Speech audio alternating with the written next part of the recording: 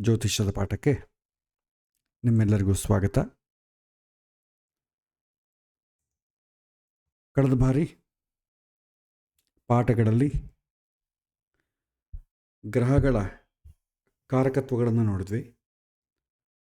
ಆಧಿಪತ್ಯ ಕಾರಕತ್ವಗಳಲ್ಲಿ ಸ್ವಲ್ಪ ಭಾಗ ಮಾತ್ರ ನಾವು ನೋಡಿದ್ವಿ.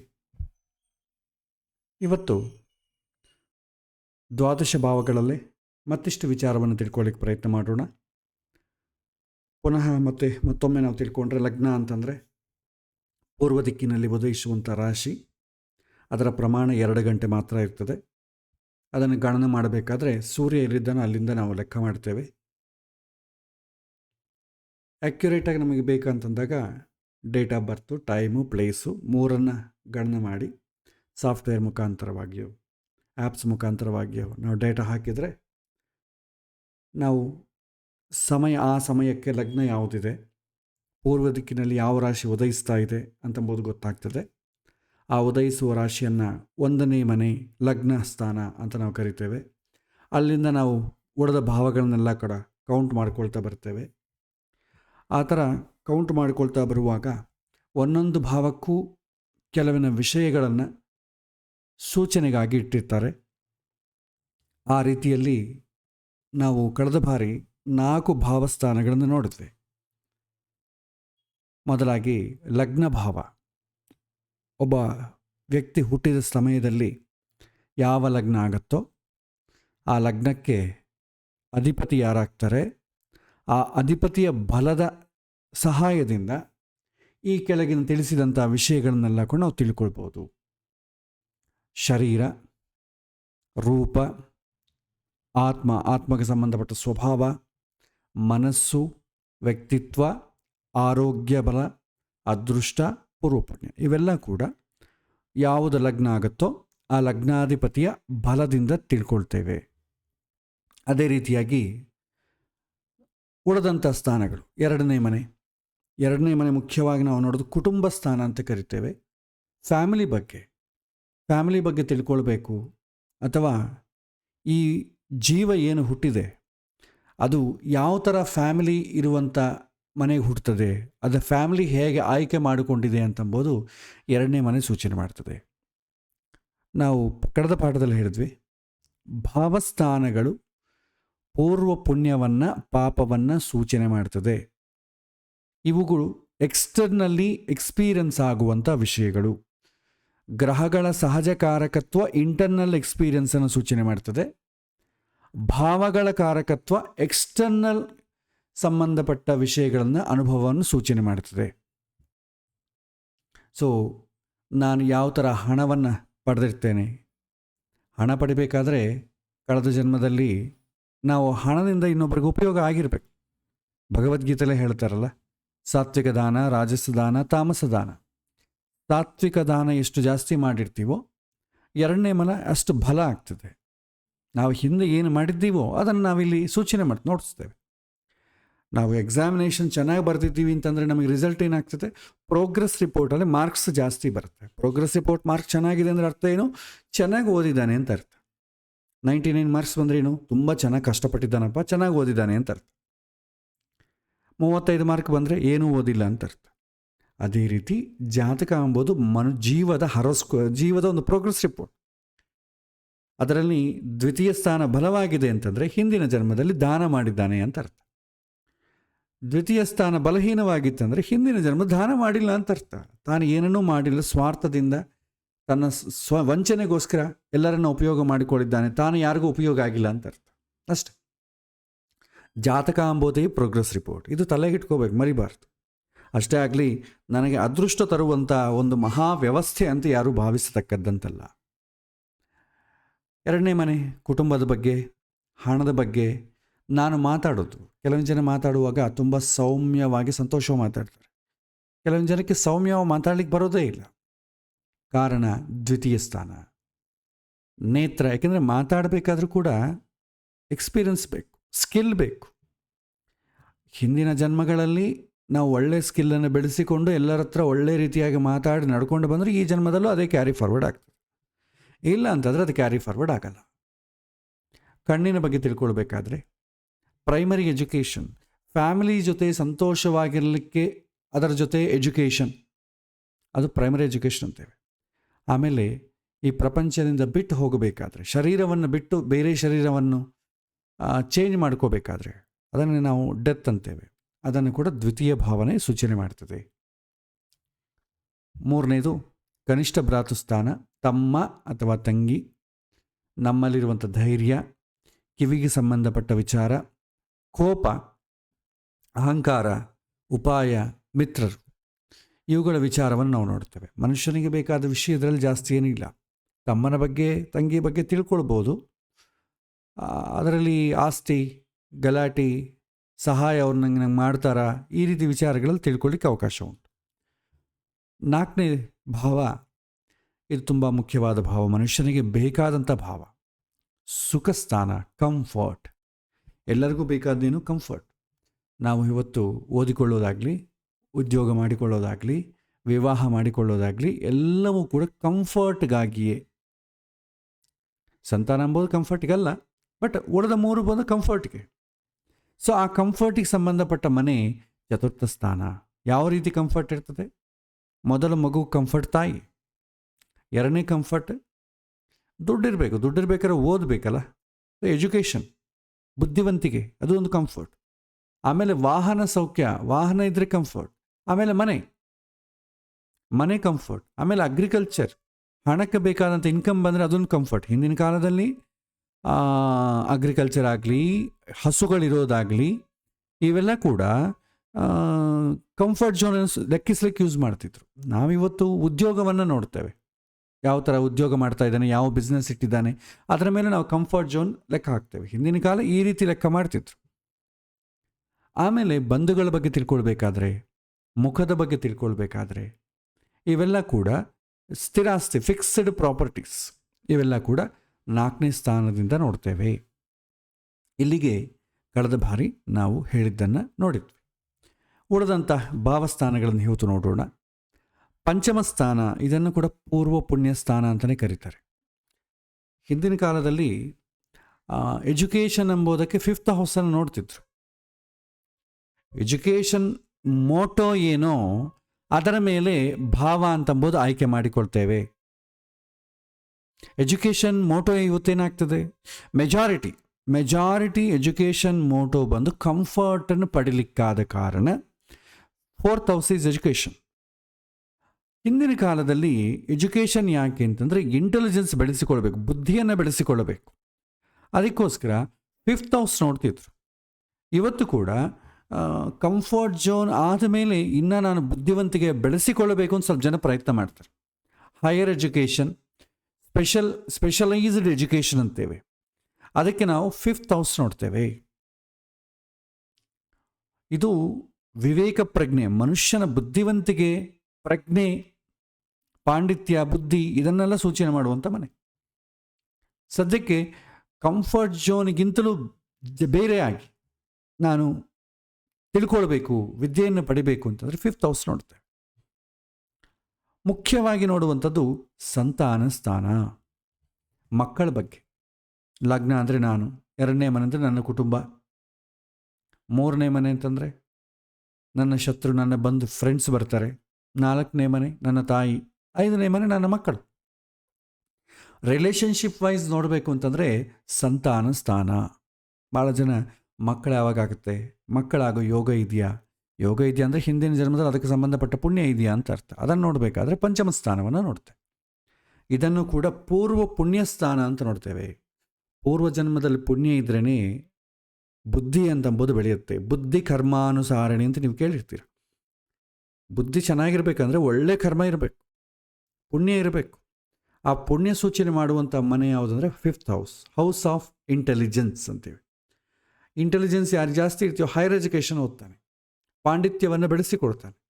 ಯಾವಾಗ ಪಾಂಡಿತ್ಯ ಜಾಸ್ತಿ ಬೆಳೀತೀಯೋ ಅವನು ಅಂದುಕೊಂಡಿದ್ದಾಗ್ತದೆ, ಇಷ್ಟಾರ್ಥ ಸಿದ್ಧಿ ಅಂತೀವಿ. ಆಮೇಲೆ ಸಂಚಿತ ಕರ್ಮದ ಬಗ್ಗೆ ತಿಳ್ಕೊಳ್ಬೇಕಾದ್ರೂ ಕೂಡ ಪಂಚಮ ಸ್ಥಾನವನ್ನೇ ನೋಡ್ತೇವೆ. ಇದು ತುಂಬ ಮುಖ್ಯವಾದಂಥ ಮನೆ. ನಂತರ ಆರನೇ ಮನೆ, ಇದನ್ನು ಪೂರ್ವಜನ್ಮದ ಪಾಪಸ್ಥಾನ ಅಂತ ಕರಿತೇವೆ. ನಾವು ಪುಣ್ಯ ಒಂದೇ ಮಾಡಿಕೊಂಡಿರಲ್ಲ, ಪುಣ್ಯದ ಜೊತೆ ಪಾಪವನ್ನು ಮಾಡಿಕೊಳ್ತೇವೆ. ಪುಣ್ಯ ಮಾಡಿಕೊಂಡ್ರೆ ಪುಣ್ಯದ ಮನೆಗಳು ಸೂಚನೆ ಮಾಡ್ತದೆ, ಪಾಪ ಮಾಡಿಕೊಂಡ್ರೆ ಪಾಪದ ಮನೆಗಳು ಸೂಚನೆ ಮಾಡ್ತದೆ. ನಮ್ಮ ಶಾಲೆಯಲ್ಲಿ ಕೊಡುವಂಥ ಪ್ರೋಗ್ರೆಸ್ ರಿಪೋರ್ಟಲ್ಲಿ ಮಾರ್ಕ್ಸಿಂದನೇ, ನಾವು ಕೊಡುವಂಥ ಮಾರ್ಕ್ಸಿಂದನೇ ಚೆನ್ನಾಗಿದೆಯಾ ಚೆನ್ನಾಗಿಲ್ವ ಅಂತ ಗೊತ್ತಾಗ್ತದೆ. 90 ಮಾರ್ಕ್ ಇದ್ದರೆ ಚೆನ್ನಾಗಿ ಮಾಡಿದ್ದಾನೆ ಅಂತ ಅರ್ಥ, 20 ಮಾರ್ಕ್ ಬಂದು ಚೆನ್ನಾಗಿ ಮಾಡಿಲ್ಲ ಅಂತ ಅರ್ಥ. ಅಂದರೆ ಅರ್ಥ ಏನಂತಂದರೆ, ಸರಿಯಾಗಿ ಮಾರ್ಕ್ಸ್ ಬಂದಿಲ್ಲ ಅಂದರೆ ಸರಿಯಾಗಿ ಓದಿಲ್ಲ, ಓದೋದು 20% ಓದಿದ್ದಾನೆ ಅಂತ ಅರ್ಥ. ಅಂದರೆ ರಿಮೈನಿಂಗ್ 80% ಓದಿಲ್ಲ ಅಂತ ಅರ್ಥ. ಪ್ರಯಾರಿಟಿ ಅದಾಗ್ತದೆ.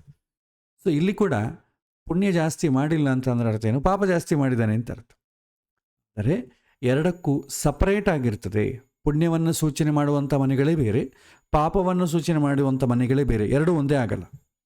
ಪುಣ್ಯ ಕಡಿಮೆ ಇದ್ದಷ್ಟು ಮಾತ್ರಕ್ಕೆ ಕಷ್ಟಪಡಬೇಕು ಅಂತೇನಿಲ್ಲ, ಪಾಪ ಜಾಸ್ತಿ ಇದ್ರೇ ಕಷ್ಟಪಡ್ತಾರೆ. ಓಕೆ, ಸೊ ಈ ರೀತಿ ಅರ್ಥ ಮಾಡಿಕೊಳ್ಳಿ. ಷಷ್ಠ ಸ್ಥಾನ ಪೂರ್ವಜನ್ಮದ ಪಾಪಸ್ಥಾನ. ಸೊ ಪಾಪ ಅಂತಂಬೋದು ಯಾವ ರೂಪದಲ್ಲಿ ನಮಗೆ ಫಲ ಕೊಡುತ್ತೆ? ಕಷ್ಟ. ಸೊ ಕಷ್ಟ ಬರಬೇಕಾದ್ರೆ ಮುಂದೆ ಏನೋ ಒಂದು ಅದಕ್ಕೆ ಒಂದು ನಡಿಬೇಕಲ್ಲ ಕಾರ್ಯ. ಋಣ ಅಂತೇವೆ, ಸಾಲ ತಗೊಬೋದು, ಪಾಪಕ್ಕೆ ಸಂಬಂಧಪಟ್ಟದ್ದು ಅಂತ ಹೇಳ್ತಾರೆ ಹಿಂದಿನ ಶಾಸ್ತ್ರ ಪ್ರಕಾರ. ಇವತ್ತು ಅದೇನು ದೊಡ್ಡ ವಿಷಯ ಅಲ್ಲ. ಇವತ್ತು ಸಾಲ ಸಿಕ್ಕಿದೆ ಅಂತಂದರೆ ಹೆಮ್ಮೆ ಪಡ್ತೇವೆ. ನಮಗೆ ಬೇರೆ ದೇಶದಿಂದ ವರ್ಲ್ಡ್ ಬ್ಯಾಂಕಿಂದ ಸಾಲ ಸಿಕ್ಕಿದೆ ಅಂತಂದರೆ ಪಾರ್ಲಿಮೆಂಟಲ್ಲಾಗ್ಬೋದು, ಎಲ್ಲೋ ಒಂದು ಕಡೆ ಎಲ್ಲರೂ ಟೇಬಲ್ ಮೇಲೆ ಕೊಡ್ತಾ ಇರ್ತಾರೆ. ಅದೊಂದು ಸಂತೋಷ ವಿಷಯ ಅಂತ. ಅದು ಆ್ಯಕ್ಚುಲಿ ದುಃಖದ ವಿಷಯ ಅದು. ಸೊ ಸಾಲ ಅಂತಂಬೋದು ಪೂರ್ವಜನ್ಮದ ಪಾಪದ ಫಲವನ್ನು ಅನುಭವಿಸಲಿಕ್ಕೆ ನಡೆಯುವಂಥ ಮುಂಚಿತವಾಗಿ ಆಗುವಂಥ ಕಾರ್ಯ. ಸಾಲ ಬಂದರೆ ಏನಾಗ್ತದೆ? ರಿಲೇಷನ್ಶಿಪ್ ಆಗಲಿ, ಫ್ರೆಂಡ್ಶಿಪ್ ಆಗಲಿ, ಎಲ್ಲವೂ ಕೆಟ್ಟು ಹೋಗ್ತದೆ. ಸಾಲದಿಂದ ತೃಪ್ತಿ ಪಡಲಿಕ್ಕಾಗಲ್ಲ. ಸಾಲ ಕೊಡೋದು ಮುಂಚಿತವಾಗಿ ತುಂಬ ಒಳ್ಳೆಯನಾಗಿ ನೋಡ್ತೇವೆ. ಸಾಲ ಮತ್ತೆ ತೊಗೊಂಡಿವೆ ಅಂದ್ಕೊಳ್ಳಿ, ನೆಕ್ಸ್ಟ್ ಟೈಮ್ ಅವನು ಕೇಳಿದರೆ ಶತ್ರುವಾಗಿ ನಾವು ನೋಡ್ತೇವೆ. ಸೊ ಹಾಗಾಗಿ ಇದು ಒಂದು ಜನ್ಮಕ್ಕೆ ಅಲ್ಲ, ಇದು ಬಿಡೋದೇ ಇಲ್ಲ. ಯಾರ ಹತ್ರ ಆದರೂ ಒಬ್ಬರ ಹತ್ರ ಸಾಲ ತೊಗೊಂಡ್ವಿ, ಏನೋ ಕೊಡಬೇಕು ಅಂತ ನಾವು ರೀಪೇ ಮಾಡಬೇಕು ಅಂತ ಅಂದುಕೊಂಡಿರ್ತೇವೆ. ಯಾವುದೋ ಕಾರಣದಿಂದ ರೀಪೇ ಮಾಡಲಿಲ್ಲ, ಹೇಳ್ತೇವೆ ಏನು ಪತ್ರ ಗೀತ್ರ ಏನು ಬರ್ಸ್ಕೊಂಡು ಅದಕ್ಕೆ ನೀನು ನಾನು ಕೊಟ್ಟೇ ಇಲ್ಲ ಅಂತೀನಿ, ಏನು ಮಾಡ್ತೀಗ? ಕೊಡೋದಿಲ್ಲ, ಏನು ಮಾಡ್ತೀಗ? ಎಕ್ಸ್ಟ್ರೀಮಿಗೆ ಹೊರ ಹಿಂಗೆ ಹೋಗ್ತದೆ.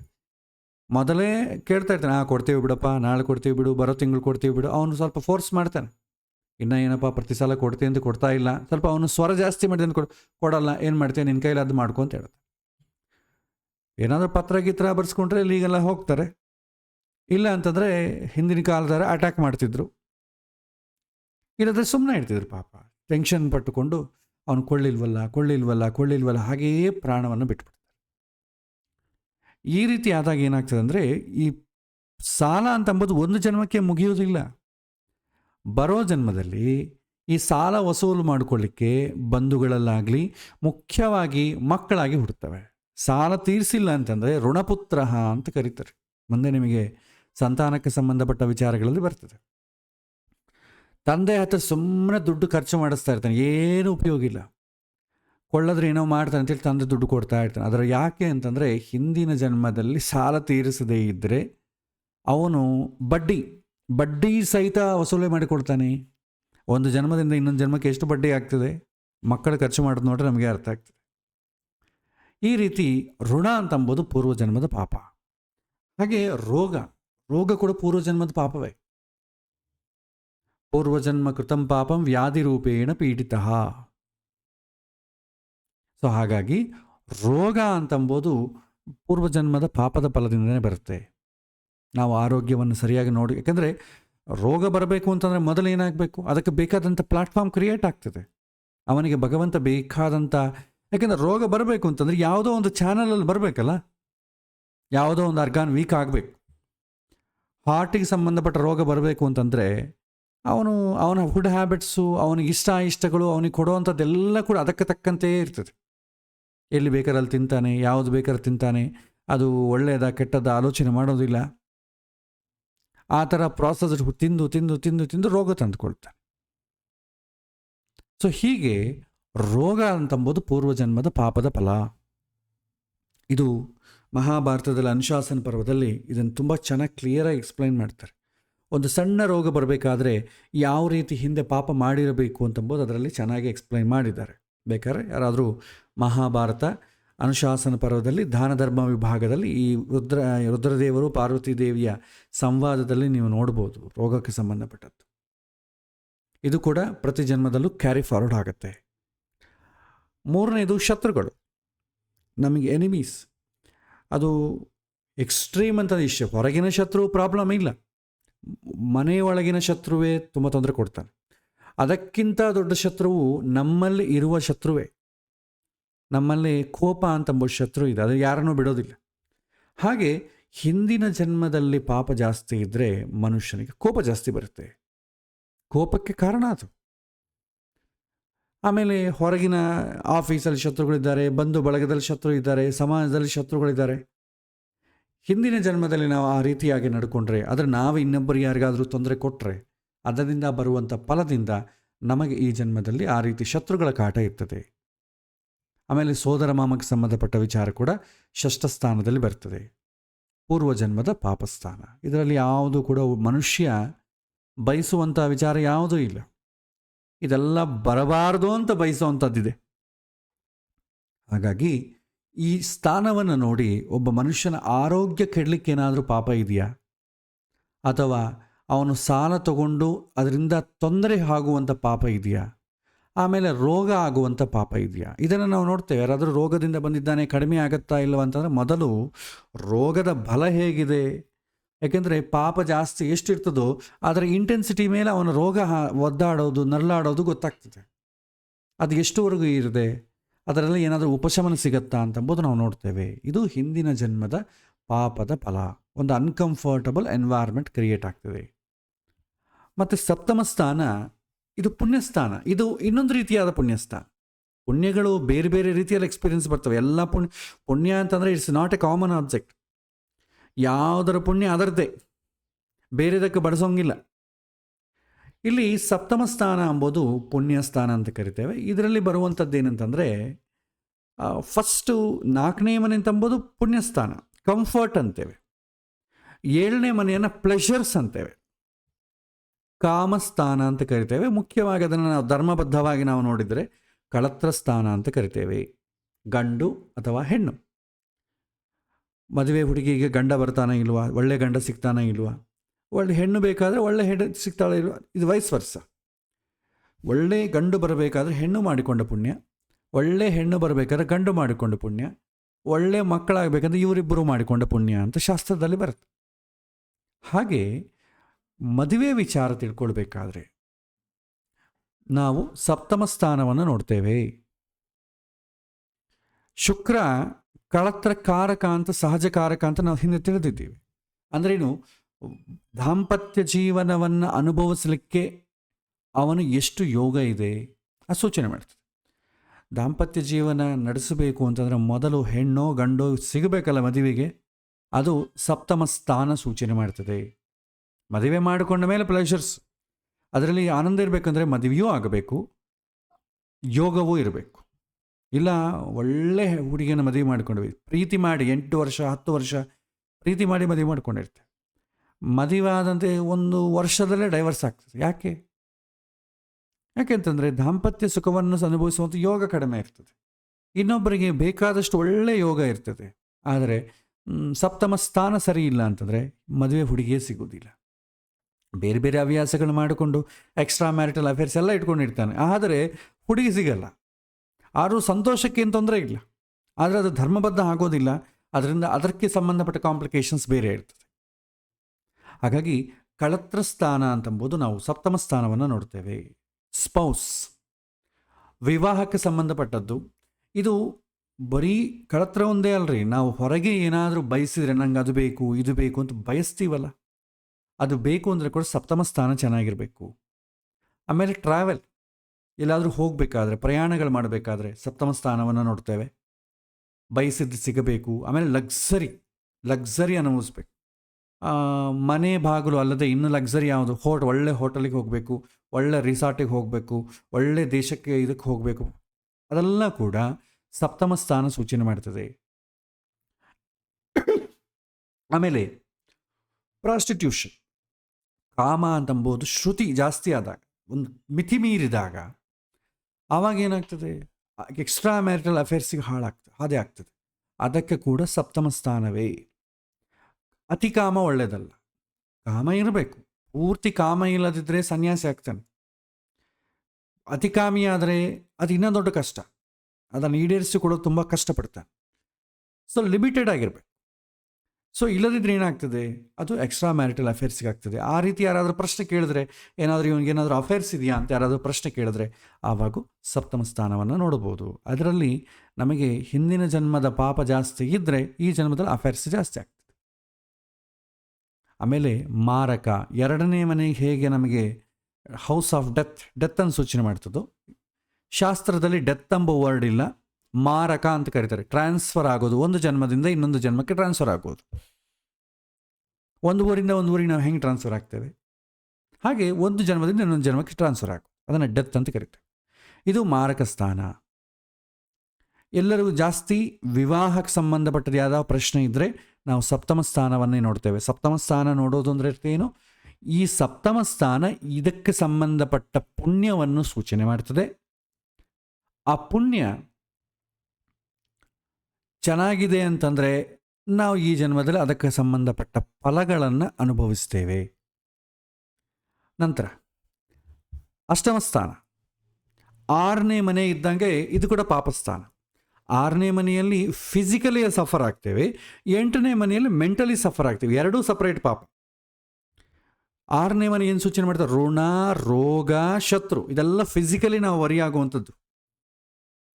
ಆಮೇಲೆ ಅಷ್ಟಮ ಸ್ಥಾನ ಎಲ್ಲ ಮೆಂಟಲಿ ವಿಯೋಗ ಸ್ಥಾನ ಅಂತ ಕರಿತೇವೆ. ವಿಯೋಗ ಅಂತಂದರೆ ಏನು, ನಾವು ಯಾವುದಾದ್ರೂ ಒಂದು ಬಯಸಿದ್ದೀವಿ ಅಂದ್ಕೊಳ್ಳಿ, ನಾವು ಬಯಸಿದ್ದು ಎಕ್ಸ್ಟರ್ನಲ್ಲಿ ನಮಗೆ ಸಿಗಲಿಲ್ಲ ಅಂತಂದರೆ ಮೊದಲಾಗೋದೇ ಅಂದರೆ ಮೆಂಟಲ್ ಡಿಸ್ಟರ್ಬೆನ್ಸ್ ಆಗ್ತವೆ.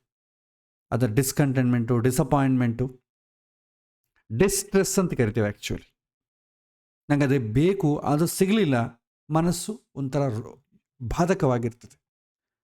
ಇದು ಯಾರಾದರೂ ಒಬ್ಬ ಹೆಣ್ಣನ್ನು ಪ್ರೀತಿ ಮಾಡಿದರೆ ಮದುವೆ ಆಗಬೇಕು ಅಂತೇಳಿ ಮದುವೆ ಆಗದೇ ಇದ್ದರೆ ಯಾವ ರೀತಿ ನೋವನ್ನು ಅನುಭವಿಸ್ತಾರೋ, ಎಲ್ಲ ವಸ್ತುಗಳ ವಿಚಾರದಲ್ಲಿ ಅದಕ್ಕೆ ತಕ್ಕಂತೆ ಇಂಟೆನ್ಸಿಟಿಯಲ್ಲಿ ನೋವನ್ನು ಅನುಭವಿಸ್ತಾನೆ.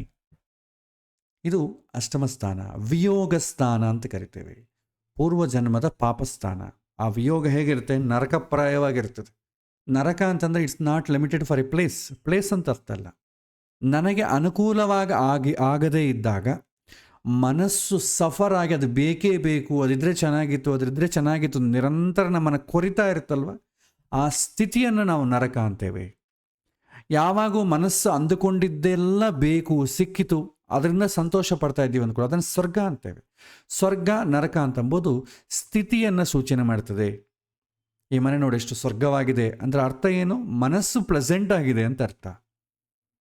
ಆಮೇಲೆ ಮರಣ, ಈಗ ಮರಣಕ್ಕೆ ಕಾರಣ ಒಂದು ಬೇಕಲ್ಲ, ಯಾವ ಸಮಯದಲ್ಲಿ ಮರಣ ಬರುತ್ತೆ ಅಂತ, ಹೇಗೆ ಬರುತ್ತೆ ಅಂತಂಬೋದು ಬೇರೆ, ಯಾವಾಗ ಬರುತ್ತೆ ಅಂತಂಬೋದು ಇದೆ. ಹೇಗೆ ಆಗತ್ತೆ ಅಂತಂಬೋದು 2ನೇ ಮನೆ 7ನೇ ಮನೆ ಸೂಚನೆ ಮಾಡ್ತದೆ. ಯಾವಾಗ ಬರುತ್ತೆ ಅಂತಂಬೋದು ಅಷ್ಟಮ ಸ್ಥಾನ ಸೂಚನೆ ಮಾಡ್ತದೆ.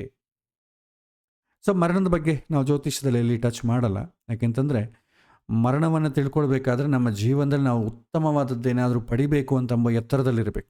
ಪರೀಕ್ಷಿತ ಮಹಾರಾಜ್ ಥರ ನನ್ನ ಜೀವನವನ್ನು ಆದಷ್ಟು ಬೇಗ ಸಾರ್ಥಕ ಮಾಡಿಕೊಳ್ತೀನಿ ಅಂತಂದರೆ ಮೃತ್ಯು ವಿಚಾರ ತಿಳ್ಕೊಳ್ಳೋದು ಉತ್ತಮ.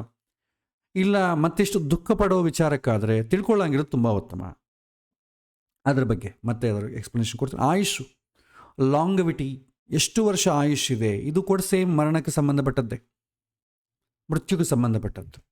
ಎಷ್ಟು ವರ್ಷದಿಂದ ತಿಳ್ಕೊಂಡು ನಾವು ಜೀವನವನ್ನು ಉದ್ಧಾರ ಮಾಡಿಕೊಂಡ್ರೆ ಪರವಾಗಿಲ್ಲ, ಆದರೆ ಮಾಡ್ಕೊಳ್ಳೋದಿಲ್ವಲ್ಲ, ನಂಗೆ ಗೊತ್ತಾದ್ರೇ ಉದ್ಧಾರ ಮಾಡ್ಕೊಳ್ತೀನಿ ಅಂತ ಅದು ಇನ್ನೊಂದು ಹೇಳಿದ್ದಾನೆ.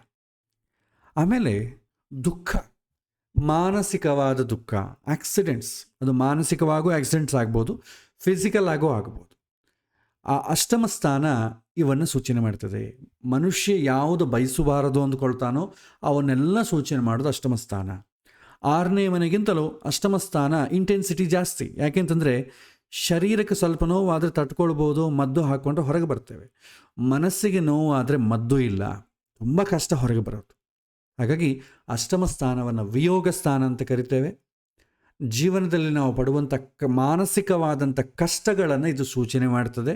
ನಮಗೆ ಮಾನಸಿಕವಾದ ಕಷ್ಟಗಳು ಏಕೆ ಬರುತ್ತೆ, ಹಿಂದಿನ ಜನ್ಮದಲ್ಲಿ ಅದಕ್ಕೆ ಸಂಬಂಧಪಟ್ಟ ಪಾಪದ ತಗೊಂಡು ಬಂದಾಗ. ಯಾಕೆ ಪಾಪ ಬರುತ್ತೆ, ನಾವು ಇನ್ನೊಬ್ಬರಿಗೆ ಯಾರಿಗಾನ ನೋಯಿಸಿದ ಅಂದ್ಕೊಳ್ಳಿ, ನಾವು ಈ ಜನ್ಮದಲ್ಲಿ ನೋವನ್ನು ಅನುಭವಿಸ್ಬೇಕಾಗತ್ತೆ. ಅದು ಹಿಂದೆ ನಡೆದಂಥದ್ದು. ಭಗವಂತನಿಗೆ ಸಂಬಂಧ ಇಲ್ಲ, ಭಗವಂತ ಯಾವುದೂ ಕೊಡೋದಿಲ್ಲ. ನಾವು ಏನು ಮಾಡಿರ್ತೇವೆ ಅದನ್ನೇ ಪಡ್ಕೊಂಡು ಬರ್ತೇವೆ. ಇದು ಪೂರ್ವಜನ್ಮದ ಪಾಪಸ್ಥಾನ. 6ನೇ ಮನೆ ಹೇಗೋ 8ನೇ ಮನೆ ಕೂಡ ಹಾಗೆ. ಆಮೇಲೆ 9ನೇ ಮನೆ ನವಮ ಸ್ಥಾನ, ಇದು ಪೂರ್ವಜನ್ಮದ ಪುಣ್ಯಸ್ಥಾನ. 5ನೇ ಮನೆ ಹೇಗೆ ಪುಣ್ಯವೋ ಇದು ಕೂಡ ಅದೇ ರೀತಿ ಪುಣ್ಯ. ಆ ಕ್ಯಾಟಗರೈಸ್ ನಾ ಕೊನೆಯಲ್ಲಿ ಎಕ್ಸ್ಪ್ಲೈನ್ ಮಾಡಿ. ಇದನ್ನು ಭಾಗ್ಯಸ್ಥಾನ ಅಂತ ಕರಿತೇವೆ. ಭಾಗ್ಯಕ್ಕೂ ಭೋಗಕ್ಕೂ ಡಿಫರೆನ್ಸ್ ಇದೆ. ಎರಡೂ ಸಂತೋಷವನ್ನು ಕೊಡುವಂಥದ್ದೇ. ಭಾಗ್ಯ ಅಂತಂದರೆ ಲಿಮಿಟೆಡ್, ನಿಮಗೆ ಎಷ್ಟು ಬೇಕೋ ಅಷ್ಟೇ ಸಿಕ್ಕಿದರೆ ಭಾಗ್ಯ ಅಂತ ಕರಿತೇವೆ. ನಾವು ಅನುಭವಿಸೋದಕ್ಕಿಂತಲೂ ಜಾಸ್ತಿ ಬೇಕು ಅಂತ ನಾವು ಏನು ಬಯಸ್ತೇವೋ ಅದನ್ನು ಭೋಗ ಅಂತ ಕರಿತೇವೆ. ಭಾಗ್ಯ ಅಂತಂಬುದು ಧರ್ಮಬದ್ಧವಾಗಿದೆ. ಧರ್ಮ ಅಂತಂದ್ರೇನು? Set of rules to lead a happy life. ಎಲ್ಲಿವರೆಗೂ ನಾವು ಅದನ್ನು ಪಡೆದ್ರೆ ಸಂತೋಷವಾಗಿರ್ಲಿಕ್ಕೆ ಸಾಧ್ಯ, ಅದರ ನಂತರ ಅದು ದುಃಖ ಕೊಡಲಿಕ್ಕೆ ಪ್ರಾರಂಭ ಆಗ್ತದೆ. ಆ ಥ್ರೆಶೋಲ್ಡ್, ಆ ಪಾಯಿಂಟನ್ನು ನಾವು ಹಿಡ್ಕೊಳ್ಬೇಕು. ಹಣ ಅಂದ್ಕೊಳ್ಳಿ, ಈ ಹಣದಿಂದ ನನ್ನಲ್ಲಿ ಯಾವ ಥರ ವಿಕಾರಗಳಿಲ್ಲದೆ ಯಾರಿಂದನೂ ನನಗೆ ತೊಂದರೆ ಆಗದೆ ಇರಬೇಕಂದ್ರೆ ನಾನು ಎಷ್ಟು ಸಂಪಾದನೆ ಮಾಡಬೇಕು, ಅದು ಭಾಗ್ಯದ ಕೆಳಗೆ ಬರ್ತದೆ. ಯಾವ ನಿಯಮಗಳೂ ಇಲ್ಲ, ನನಗೆ ಎಷ್ಟು ಬೇಕು ಅದೆಲ್ಲ ಸಂಬಂಧನೇ ಇಲ್ಲ. ಜಾಸ್ತಿ ಬೇಕು, ನನಗೆ ಅವಸರ ಇರುತ್ತೋ ಇಲ್ವೋ ಬೇರೆ ವಿಷಯ, ಆದರೆ ದುಡ್ಡು ಜಾಸ್ತಿ ಬೇಕು. ಇದನ್ನೇನಂತೀವಿ ನಾವು ಭೋಗ ಅಂತ ಕರಿತೇವೆ. ಅದು ಹಣಕ್ಕೂ ಒಂದೇ ಅಲ್ಲ, ಯಾವುದೇ ಆಗಲಿ ಅಗತ್ಯಕ್ಕಿಂತಲೂ ಜಾಸ್ತಿ ಪಡಿಬೇಕು ಅಂತಂಬೋ ಆಲೋಚನೆ ಭೋಗಕ್ಕೆ ಕಾರಣ ಆಗ್ತದೆ. ನನಗೆಷ್ಟು ಬೇಕು ಅಷ್ಟು, ಎಷ್ಟು ಬೇಕು ಅಷ್ಟು ಅಂದ್ರೆ ಹೇಗಿರುತ್ತೆ ಅಂದರೆ, ಗಾದೆ ಹೇಳ್ತಾರಲ್ಲ, ನಮಗೆ ಚಪ್ಪಲಿ ಸೈಜ್ ಎಷ್ಟು ತೊಗೊಳ್ತೇವೆ, ಸ್ವಲ್ಪ ದೊಡ್ಡದು ತೊಗೊಳ್ಳಲ್ಲ, ಸ್ವಲ್ಪ ಚಿಕ್ಕದು ತೊಗೊಳ್ಳಲ್ಲ. ಕರೆಕ್ಟಾಗಿ ನಮ್ಮ ಪಾದಕ್ಕೆ ಸೆಟ್ ಆಗಬೇಕು, ಫ್ಲೆಕ್ಸಿಬಲ್ ಆಗಿರಬೇಕು. ಅದನ್ನು ನೋಡಿ ನಾವು ಚಪ್ಪಲಿ ತೊಗೊಳ್ತೇವೆ. ಆವಾಗೇ ನಾವು ಸಂತೋಷವಾಗಿರ್ತೇವೆ ಆ ಚಪ್ಪಲಿ ಹಾಕೊಂಡು. ಸ್ವಲ್ಪ ದೊಡ್ಡದಾಯ್ತು ಅಂದ್ಕೊಳ್ಳಿ, ನಡಲಿಕ್ಕಾಗೋದಿಲ್ಲ. ಚಿಕ್ಕದಾದರೆ ಕಂಫರ್ಟೇ ಇರಲ್ಲ. ಸೊ ಒಂದು ಚಪ್ಪಲಿಯನ್ನು ಆಯ್ಕೆ ಮಾಡಿಕೊಳ್ಳಿಕ್ಕೆ ನಾವು ಯಾವ ರೀತಿ ಮನಸ್ಥಿತಿಯನ್ನು ಬೆಳೆಸಿಕೊಂಡಿರ್ತೀವೋ, ಜೀವನದಲ್ಲಿ ಎಲ್ಲದರಲ್ಲೂ ಅದೇ ರೀತಿ ಮನಸ್ಥಿತಿ ಬೆಳೆಸಿಕೊಂಡರೆ, ಹೇಳ್ತಾರಲ್ಲ ಚಾಪ ಇದ್ದಷ್ಟೇ ಕಾಲು ಚಾಚಬೇಕು ಅಂತ ಹೇಳ್ತಾರಲ್ಲ, ಇದೆಲ್ಲ ನಾವು ಗಾದೆಗಳನ್ನ ಕೇಳಲಿಕ್ಕೆ, ಇನ್ನೊಬ್ರಿಗೆ ಹೇಳಲಿಕ್ಕೆ ಆಗಲಿ, ಆಚರಿಸಲಿಕ್ಕೆ ನಮಗೆ ಆಗೋದೇ ಇಲ್ಲ. ಆದರೆ ನಿಜವಾಗಿ ಸಂತೋಷ ಬೇಕಾದರೆ ನಿಯಮಗಳನ್ನು ಇಟ್ಟುಕೊಂಡ್ರೆ ಖಂಡಿತ ಸಂತೋಷವಾಗ್ತದೆ. ನಾವೇ ಅನುಭವಿಸ್ಬೋದು. ಯಾರೋ ಇದನ್ನು ನಮಗೆ ಉಪದೇಶ ಮಾಡೋದು ಬೇಕಿಲ್ಲ, ನನಗೆ ಹಿಂಗಾಯಿತು ಅಂತ ಎಕ್ಸ್ಪ್ಲೇನ್ ಮಾಡೋಕ್ಕಿಲ್ಲ. ನಾವೇ ಅದನ್ನು ಒಂದು ಸಲ ಆಚರಣೆ ಮಾಡಿ ನೋಡಿದ್ರೆ ನಮಗೆ ಗೊತ್ತಾಗ್ತದೆ. ಸೊ ಅತಿ ಸರ್ವತ್ರ ವರ್ಜಯೇತ್, ಯಾವುದೂ ಜಾಸ್ತಿ ಇರಬಾರ್ದು, ಕಡಿಮೆನೂ ಇರಬಾರ್ದು. ನಮಗೆ ಅವಶ್ಯಕತೆ ಏನಿದೆ, ಫಿಸಿಕಲಿ ಆಗಲಿ ಮೆಂಟಲಿ ಆಗಲಿ, ಅದನ್ನು ಪಡ್ಕೊಂಡು ಅಷ್ಟು ಸಾಕು. ಇನ್ನು ಅದಕ್ಕಿಂತಲೂ ಜಾಸ್ತಿ ಆದರೆ ತೊಂದರೆ ಆಗತ್ತೆ, ಆ ಲಿಮಿಟ್ ಇಟ್ಟುಕೊಂಡರೆ ಅದನ್ನು ನಾವೇನಂತೀವಿ ಭಾಗ್ಯ ಅಂತ ಕರಿತೇವೆ. ಸೊ ಹಣ ವಿಚಾರದಲ್ಲಿ ಅಥವಾ ಆಧ್ಯಾತ್ಮಿಕ ಹಾದಿಯಲ್ಲಿ ಹೋಗಬೇಕಾದರೆ ಲೌಕಿಕದಲ್ಲಿ ಖಂಡಿತ ಒಂದು ಲೈನ್ ಹಾಕಬೇಕು. ಲೈನ್ ಹಾಕದೇ ಇದ್ದರೆ ನಿಮಗೆ ಆಧ್ಯಾತ್ಮಿಕ ಸಾಧನೆ ಪ್ರಾರಂಭವೇ ಆಗೋದಿಲ್ಲ. ಯಾಕೆಂದರೆ ಎರಡೂ ಕೂಡ ಬೇರೆ ಪ್ಲೇನ್ಸ್. ಅದು ಬೇರೆ ಪ್ಲೇನ್, ಇದು ಬೇರೆ ಪ್ಲೇನ್. ಅದು ನಮಗೆ ಲೌಕಿಕ ಅಂತ ಅಂಬೋದು ಫಿಸಿಕಲ್ ಪ್ಲೇನ್ ಮೇಲೆ ವರ್ಕ್ ಆಗ್ತದೆ. ಆಧ್ಯಾತ್ಮಿಕ ಅಂಬೋದು ಮೆಂಟಲ್ ಪ್ಲೇನ್ ಮೇಲೆ ವರ್ಕ್ ಆಗ್ತದೆ. ಅಂತರಂಗ ಪ್ರಪಂಚ ಅದು. ಅಂತರಂಗ ಪ್ರಪಂಚಕ್ಕೆ ನೀವು ಎಂಟರ್ ಆಗಬೇಕಾದ್ರೆ ಲೌಕಿಕ ಪ್ರಪಂಚದಲ್ಲಿ ಇಷ್ಟು ಸಾಕು, ಇದಕ್ಕನ್ನ ಮೇಲೆ ಬೇಡ ಅಂತ ಒಂದು ಲೈನ್ ಹಾಕಬೇಕು. ಇಲ್ಲದಿದ್ದರೆ 2 ದಂಡೆ ಮೇಲೆ ಕಾಲು ನಡಿಲಿಕ್ಕೆ ಆಗೋದಿಲ್ಲ. ಹಾಗಾಗಿ ಇದನ್ನು ಆಧ್ಯಾತ್ಮಿಕ ಸ್ಥಾನ ಅಂತ ಕೂಡ ಕರಿತೇವೆ. 9ನೇ ಮನೆ ಭಾಗ್ಯಸ್ಥಾನ, ಆಧ್ಯಾತ್ಮಿಕ ಸ್ಥಾನ, ಧರ್ಮಸ್ಥಾನ. ಧರ್ಮ ಅಂತಂದರೆ ಏನು? ನಮಗೆ ಶಾಸ್ತ್ರಗಳಲ್ಲಿ ಹೇಳಿದ ಪುಸ್ತಕಗಳು ಬರೆದೊಂದು ಏಕೆ ಅದಂತಲ್ಲ, ಕೆಲವಿನ ರೂಲ್ಸ್. ಧರ್ಮ ಅಂತಂದರೆ ರೂಲ್ಸ್. ಕ್ರಿಕೆಟ್ಗೆ ಧರ್ಮ ಇಲ್ವಾ? ಕ್ರಿಕೆಟ್ ಚೆನ್ನಾಗಿ ಆಡಬೇಕು, ಆನಂದ ಆಗಬೇಕು ಅಂದರೆ ಏನು ಮಾಡ್ತೇವೆ? ಕೆಲವಿನ ರೂಲ್ಸ್ ಇಟ್ಕೊಂಡಿರ್ತೇವೆ. ಆ ರೂಲ್ಸ್ ಇದ್ದಷ್ಟು ಹ್ಯಾಪಿ ಆಗ್ತದೆ. ಒನ್ಸ್ ಅಪಾನ್ ಎ ಟೈಮ್ ನಾವು ಕ್ರಿಕೆಟ್ ನೋಡ್ತಿದ್ವಿ. ಯಾವಾಗ ಒಂದು 90ಸಲ್ಲಿ ಕ್ರಿಕೆಟ್ ನೋಡ್ತಿದ್ವಿ. ಇವಾಗಿದ್ದಷ್ಟು ಆವಾಗಿಲ್ಲ. ಏನೋ ನಮ್ಮ ದೇಶದ ಹೆಮ್ಮೆ. ಎಲ್ಲರೂ ಬರ್ತಿದ್ರು, ಆಡ್ತಿದ್ರು, ಪ್ರಶಾಂತವಾಗಿ ಹೋಗ್ತಿದ್ರು. ಏನೂ ಆರ್ಭಟ ಇಲ್ಲ. 1-2 ನಿಮಿಷ ಅದ್ರ ಬಗ್ಗೆ ನಮ್ಮ ದೇಶದ ಹೆಮ್ಮೆಯನ್ನು ಮಾತಾಡ್ಕೊಳ್ತೀವಿ. ಇವತ್ತು ಹಾಗಲ್ಲ. ಇವತ್ತು ಹಣದ ಹೆಮ್ಮೆ, ಅದು ದುರಭಿಮಾನ ಅಂತಾರೆ. ಅದು ಸೋತು ಹೋದರೆ ತುಂಬ ಕಷ್ಟ. ಅದು ಎಲ್ಲಿ ಹೋಗಿದೆ ಅಂತಂದರೆ ಬೇರೆ ಬೇರೆ ದೇಶಗಳ ಮಧ್ಯೆ ಅಲ್ಲ, ಅದು ಪ್ರಾಂತಕ್ಕೆ ಬಂದುಬಿಡಿದೆ. ಒಂದು ರಾಷ್ಟ್ರಕ್ಕೂ ಇನ್ನೊಂದು ರಾಷ್ಟ್ರಕ್ಕೂ ಅದು ಈ IPL ಮ್ಯಾಚ್ಗಳದೇ ಅಲ್ವಾ? ನಮ್ಮ ರಾಷ್ಟ್ರ ಗೆಲ್ಲಬೇಕು, ಆ ರಾಷ್ಟ್ರ ಬೇಡ. ಅದರಲ್ಲಿ ಯಾರ್ಯಾರೋ ಇರ್ತಾರೆ. ಬರೀ ಹಣದ ಒಂದು ಜೂಜಾಟ. ಆ ಥರ ಅಭಿಮಾನ ಆಗಿಬಿಡ್ತದೆ. ಧರ್ಮವನ್ನು ಫಾಲೋ ಆಗದಿದ್ದರೆ ಬರೀ ಹಣದ್ದೇ ಆದರೆ ಕಷ್ಟ. IPL ಮ್ಯಾಚ್ ಯಾವಾಗ ಬರುತ್ತೆ ನೋಡಿ, ಪ್ರತಿ ವರ್ಷ ಏಪ್ರಿಲ್ ತಿಂಗಳು ಮಾರ್ಚ್ ತಿಂಗಳಲ್ಲೇ ಬರುತ್ತೆ. ಯಾಕೆಂದರೆ ಎಕ್ಸಾಮ್ಸ್ ಆವಾಗೆ. ಆದರೂ ನಮ್ಮ ಜೀವನದಲ್ಲಿ ನಮ್ಮ ಓದು ಗೀದು ಎಲ್ಲವನ್ನೂ ಹಾಳು ಮಾಡಿಕೊಂಡು ನಾವು ಪಾಪ ಅವ್ರನ್ನ ಆಧರಿಸ್ತೀವಲ್ಲ, ತುಂಬ ರೋಚಕವಾದಂಥ ವಿಷಯ. ಇದು ಧರ್ಮ ಅಂತಂಬೋದು ಎಲ್ಲದರಲ್ಲೂ ಇದ್ದಾಗ ಮನುಷ್ಯ ಸಂತೋಷ ಆಗ್ತಾನೆ. ಆ ಧರ್ಮ ಹರಡು ಬರೋದು ಯಾವುದರಿಂದ ಅಂತಂದರೆ ತಂದೆಯಿಂದ. ತಂದೆಯನ್ನು ನೋಡಿಯೇ ಮಕ್ಕಳು ಧರ್ಮ ಅನುಷ್ಠಾನ ಮಾಡೋದು ಕಲಿತಾರೆ. ಸೊ ರೋಲ್ ಮಾಡಲ್ ತಂದೆ, ಗುರುಗಳು ತಂದೆ. ಹೊರಗಿನ ಗುರುಗಳು ನಿಮಗೆ ವಿಷಯವನ್ನು ಹೇಳಿ ತಿಳಿಸ್ಕೊಡ್ತಾರಷ್ಟೇ, ಅದನ್ನು ಅನುಷ್ಠಾನ ಮಾಡಬೇಕು ಅಂತ ನಿಮಗೆ ಪ್ರಾಕ್ಟಿಕಲ್ ಮಾಡಲೇ ತಂದೆ. ಅದಕ್ಕೆ ಉಪನಯನ ಕಾಲದಲ್ಲಿ ಉಪದೇಶ ಮಾಡೋದು ತಂದೆನೇ, ಪುರೋಹಿತರು ಮಾಡೋದಿಲ್ಲ. ಯಾಕೆಂದರೆ ಧರ್ಮ ಹರಿದು ಬರಬೇಕಾದ ತಂದೆಯಿಂದ. ತಂದೆ ಅಂತಂದ್ರೆ ಏನು? ತಂದೆಗೆ ಬರಬೇಕಾದ್ರೆ ಅವ್ರ ತಂದೆ ಚೆನ್ನಾಗಿರ್ಬೇಕಲ್ಲ, ತಾತ ಚೆನ್ನಾಗಿರ್ಬೇಕು, ಮುತ್ತಾತ ಚೆನ್ನಾಗಿರ್ಬೇಕು. ವಂಶವನ್ನು ಸೂಚನೆ ಮಾಡೋದು ನವಮಸ್ಥಾನ. ನಾನು ಚೆನ್ನಾಗಿರ್ಬೇಕು ಅಂತಂದರೆ ನಮ್ಮ ತಂದೆ ಅವರ ತಂದೆ ಧರ್ಮಿಷ್ಠರಾಗಿರ್ಬೇಕು. ಇಲ್ಲದ್ರೆ ನಮಗೆ ರೋಲ್ ಮಾಡಲಾಗಿ ಯಾರು ಇರಲ್ಲ. ತಂದೆ ಒಳ್ಳೆ ವೈದಿಕರ ಮನೆಗೆ ಹುಟ್ಟಿರ್ತಾನೆ, ಅನುಷ್ಠಾನ ಚೆನ್ನಾಗಿ ಮಾಡ್ತಿರ್ತಾರೆ. ಆದರೆ ಓದಿನಿಂದ ಉದ್ಯೋಗದಿಂದ ಬೇರೆ ದೇಶಕ್ಕೆ ಹೋಗ್ತಾರೆ, ಬೇರೆ ಪ್ಲೇಸಿಗೆ ಹೋಗ್ತಾರೆ, ಎಲ್ಲವನ್ನು ಬಿಟ್ಟುಬಿಡ್ತಾರೆ. ಮೊಮ್ಮಗೇನು ಮಾಡ್ತಾನೆ? ನಮ್ಮ ತಾತ ಅವ್ರ ಮನೆ ತಾತ ಅನುಷ್ಠಾನ ಮಾಡ್ತಾನೆ, ನಮ್ಮ ಅಪ್ಪದೆಲ್ಲ ಮಾಡೋಕ್ಕೆ ಹೋಗಲ್ಲ. ತಂದೆ ಮಾಡಲ್ಲ, ಮಗನೂ ಮಾಡಲ್ಲ. ಸೊ ಮಕ್ಕಳು ತಂದೆ ತಾಯಿ ಹೇಳ್ದಂಗೆ ಕೇಳೋದಿಲ್ಲ, ತಂದೆ ತಾಯಿ ಮಾಡಿದಂಗೆ ಅವು ಮಾಡ್ತವೆ. ನಾವು ಒಳ್ಳೆಯ ರೀತಿ ಮಾಡುತ್ತಾ ಮಕ್ಕಳು ಕೂಡ ಒಳ್ಳೆಯ ರೀತಿ ನೋಡಿ ಕಲಿತವೆ. ಹೇಳಿದ್ರೆ ಯಾರೂ ಕೇಳೋದಿಲ್ಲ, ನೋಡಿಯೇ ಕಲಿತವೆ.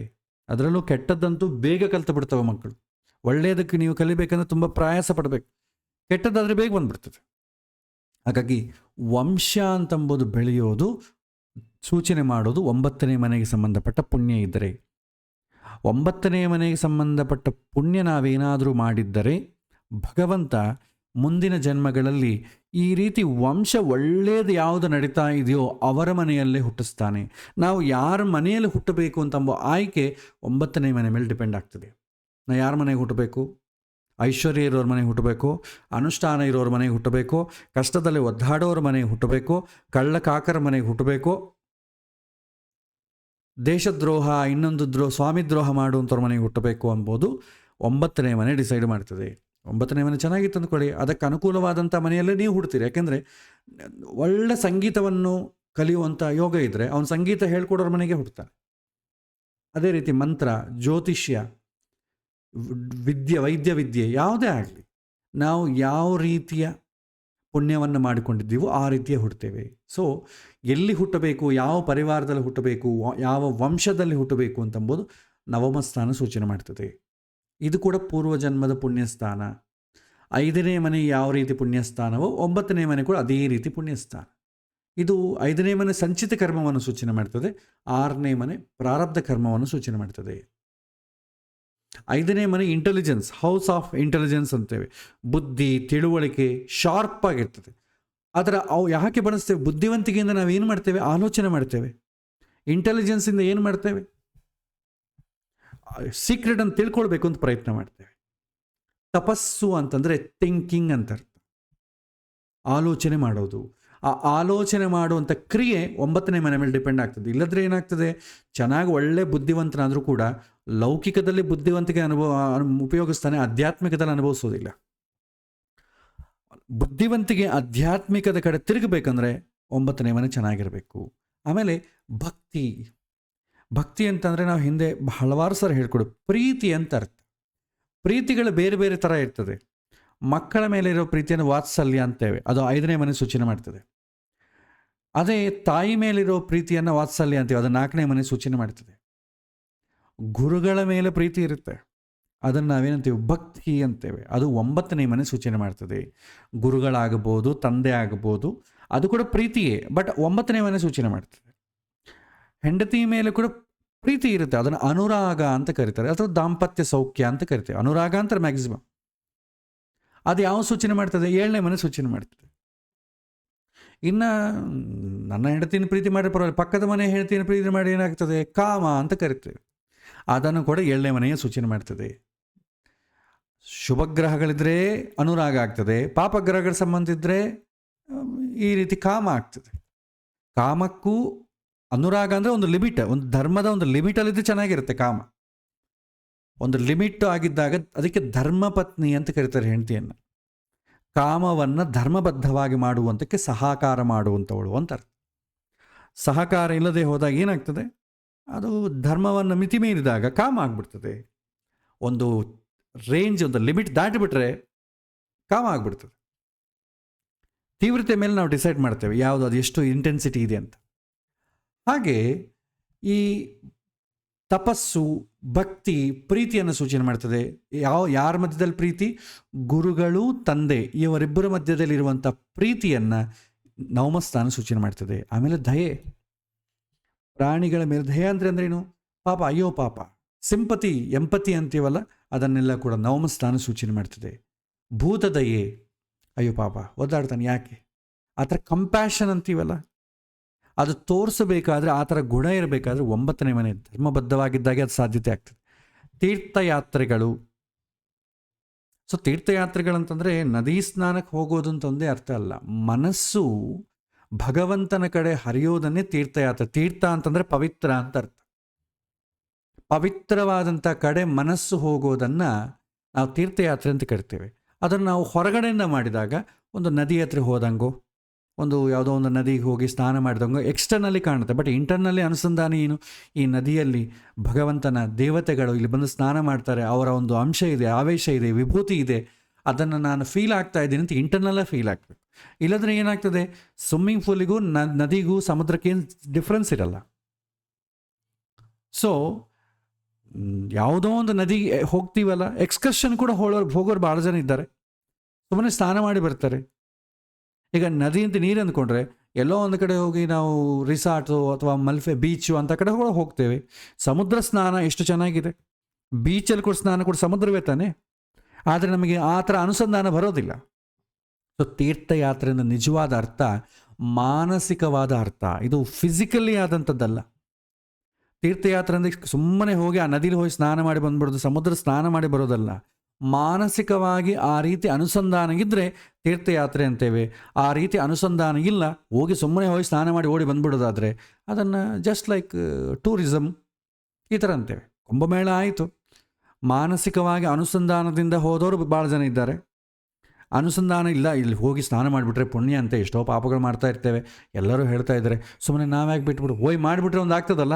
ಯಾವ ರೀತಿ ಅನುಸಂಧಾನ ಇಲ್ಲದೆ ಬೇಗ ಹೋಗಿ ಸ್ನಾನ ಮಾಡಿಕೊಂಡು ಒಂದು ತಂಬಿಗೆ ನೀರು ಮೇಲೆ ಚೆಲ್ಲಿಕೊಂಡು ಬಂದ್ಬಿಡ್ಬೇಕು. ಅದು ತೀರ್ಥಯಾತ್ರೆ ಆಗೋಲ್ಲ, ಯಾಕೆಂದರೆ ಮಾನಸಿಕವಾದ ಅನುಸಂಧಾನ ಇಲ್ಲ. ಸೊ ಇನ್ವಾಲ್ವ್ಮೆಂಟ್, ಇಂಟೆನ್ಷನ್ ಈಸ್ ಪ್ರಧಾನ. ಆ ಇಂಟೆನ್ಷನ್ ಮೇಲೆ ತೀರ್ಥಯಾತ್ರೆ ಅಂತ ಮಾಡ್ತಾರೆ ಅಷ್ಟೇ. ಆಗಲಿ ಕೇವಲ ಹೋಗಿ ನದಿಗೆ ಹೋಗಿ ಸ್ನಾನ ಮಾಡಿಕೊಂಡು ಬಂದರೆ ಅದನ್ನು ತೀರ್ಥಯಾತ್ರೆ ಕೆಳಗೆ ಬರೋದಿಲ್ಲ. ಇದು ಪ್ರಾಕ್ಟಿಕಲ್ ಅಪ್ರೋಚ್. ಇದರಲ್ಲಿ ಎಲ್ಲ ಧಾರ್ಮಿಕಕ್ಕೆ ಸಂಬಂಧಪಟ್ಟದ್ದು, ಆಧ್ಯಾತ್ಮಿಕ ಪ್ರಪಂಚಕ್ಕೆ ಸಂಬಂಧಪಟ್ಟದ್ದು, ಅಂತರಂಗ ಪ್ರಪಂಚಕ್ಕೆ ಸಂಬಂಧಪಟ್ಟದ್ದಿರುತ್ತೆ. ಇದು ನವಮ ಸ್ಥಾನ, ಧರ್ಮಸ್ಥಾನ ಅಂತ ಕರಿತೇವೆ, ಅಥವಾ ಪಿತೃಸ್ಥಾನ ಅಂತ ಕರಿತೇವೆ. ತಂದೆಯ ಬಗ್ಗೆ ತಿಳ್ಕೊಳ್ಬೇಕು ಅಂದರೆ 9ನೇ ಮನೆ. ಆ ತಂದೆಯಿಂದ ಕೂಡ ಧಾರ್ಮಿಕವಾಗಿ ಒಂದು ನನ್ನ ಜೀವನದಲ್ಲಿ ಒಂದು ಬದಲಾವಣೆ ಬೇಕಲ್ಲ. ಈ ಪ್ರಪಂಚಕ್ಕೆ ನಾನು ಯಾವುದೋ ಒಂದು ಸಾಧನೆ ಮಾಡ್ಕೊಳ್ಳಿಕ್ಕೆ ಬಂದಿದ್ದೇನೆ, ಆ ಸಾಧನೆಯನ್ನು ಗುರಿ ತೋರಿಸೋನು ಯಾರು ಅಂದರೆ ತಂದೆ. 9ನೇ ಮನೆ ಚೆನ್ನಾಗಿದ್ದರೆ ಆಧ್ಯಾತ್ಮಿಕದಲ್ಲಿ 2 ಹೆಜ್ಜೆ ಮುಂದಕ್ಕೆ ಹಾಕ್ತಾನೆ. ತಂದೆ ಸರಿ ಇಲ್ಲ ಅಂದರೆ 4 ಹೆಜ್ಜೆ ಹಿಂದಕ್ಕೆ ಹಾಕ್ತಾನೆ. ಆಲ್ರೆಡಿ ಇರೋದು ಕೂಡ ಹೊಟ್ಟೋಗುತ್ತೆ. ಇದು ನವಮ ಸ್ಥಾನ. ದಶಮ ಸ್ಥಾನ ಕೂಡ ಪುಣ್ಯಸ್ಥಾನವೇ, ಪೂರ್ವ ಜನ್ಮದ ಪ್ಲೆಷರ್ಸ್. 4ನೇ ಮನೆಯಲ್ಲಿ ಏನಿದೆ? ಸೌಖ್ಯ ಇದೆ, ನನಗೆ ಬೇಕಾದ ಕಂಫರ್ಟ್ ಝೋನ್ ಇದೆ. 7ನೇ ಮನೆಗೇನಿದೆ? ಅದು ಕೂಡ ಕಂಫರ್ಟೇ, ಅದು ಪ್ಲೆಷರ್ಸ್. ಆಮೇಲೆ ಇನ್ನೊಂದು ರೀತಿಯಾದ ಪ್ಲೆಷರ್ ಇದೆ, ಅಧಿಕಾರ, ಪವರ್, ಸ್ಟೇಟಸ್ ಅಂತ ಒಂದಿದಲ್ಲ. ಎಲ್ಲರೂ ನನ್ನ ಗುರುತಿಸ್ಬೇಕು, ನನ್ನ ಸ್ಟೇಟಸ್ ಇದು, ಅದು ಒಂದು ರೀತಿಯಾದ ಪ್ಲೆಷರ್. ಅದು ಸೂಚನೆ ಮಾಡೋದು ದಶಮ ಸ್ಥಾನ. ಇದು ಪೂರ್ವಜನ್ಮದ ಪುಣ್ಯಸ್ಥಾನ. ಕರ್ಮಭಾವ ಅಂತ ಕರಿತೇವೆ. ನಾವು ಮಾಡುವ ಕೆಲಸದಿಂದಲೇ ನಮ್ಮ ಸ್ಟೇಟಸ್ ಬೆಳೆಯೋದು. ಅದಕ್ಕೆ ಉತ್ತಮವಾದ, ಎಲ್ಲರಿಗಿಂತಲೂ ಫಸ್ಟ್ ಪರ್ಫೆಕ್ಟ್ ಆಗಿರುವಂಥದ್ದು ಉತ್ತಮವಾದ ಕೆಲಸ ಮಾಡಬೇಕು ಅಂತ ಅಂದ್ಕೊಳ್ತಾರೆ. ಯಾಕೆ ಅಂತಂದರೆ ಜೀವನ ಉದ್ಧಾರ ಮಾಡೋದಕ್ಕೋಸ್ಕರ ಅಲ್ಲ, ಎಲ್ಲರ ಹತ್ರ ಒಳ್ಳೆ ಹೆಸರು ತಂದುಕೊಳ್ಳೋಕ್ಕೋಸ್ಕರ. ಅಪ್ಪ ನೀನೇ ಗ್ರೇಟು, ನೀನೇ ಇಂದ್ರ, ನೀನೇ ಚಂದ್ರ. ನೀನು ಅದು ಎಷ್ಟಂದರೆ ರಿಲಿಜಿಯಸ್ ಥರ ಹೋದರೆ ಸಾಕ್ಷಾತ್ತು ವೇದವ್ಯಾಸರೇ ಮತ್ತೆ ಬಂದಂಗಾಯಿತು ಅಂತ ಹೊಗಳಿಸ್ಕೋಬೇಕು ಅಂತ. ನೀವಿಲ್ಲದ್ರೆ, ನೀವು ಧರ್ಮ ಸಂಸ್ಥಾಪನಾಚಾರ್ಯರು, ನೀನು ಇಲ್ಲದ್ರೆ ಇಲ್ಲವೇ ಇಲ್ಲ.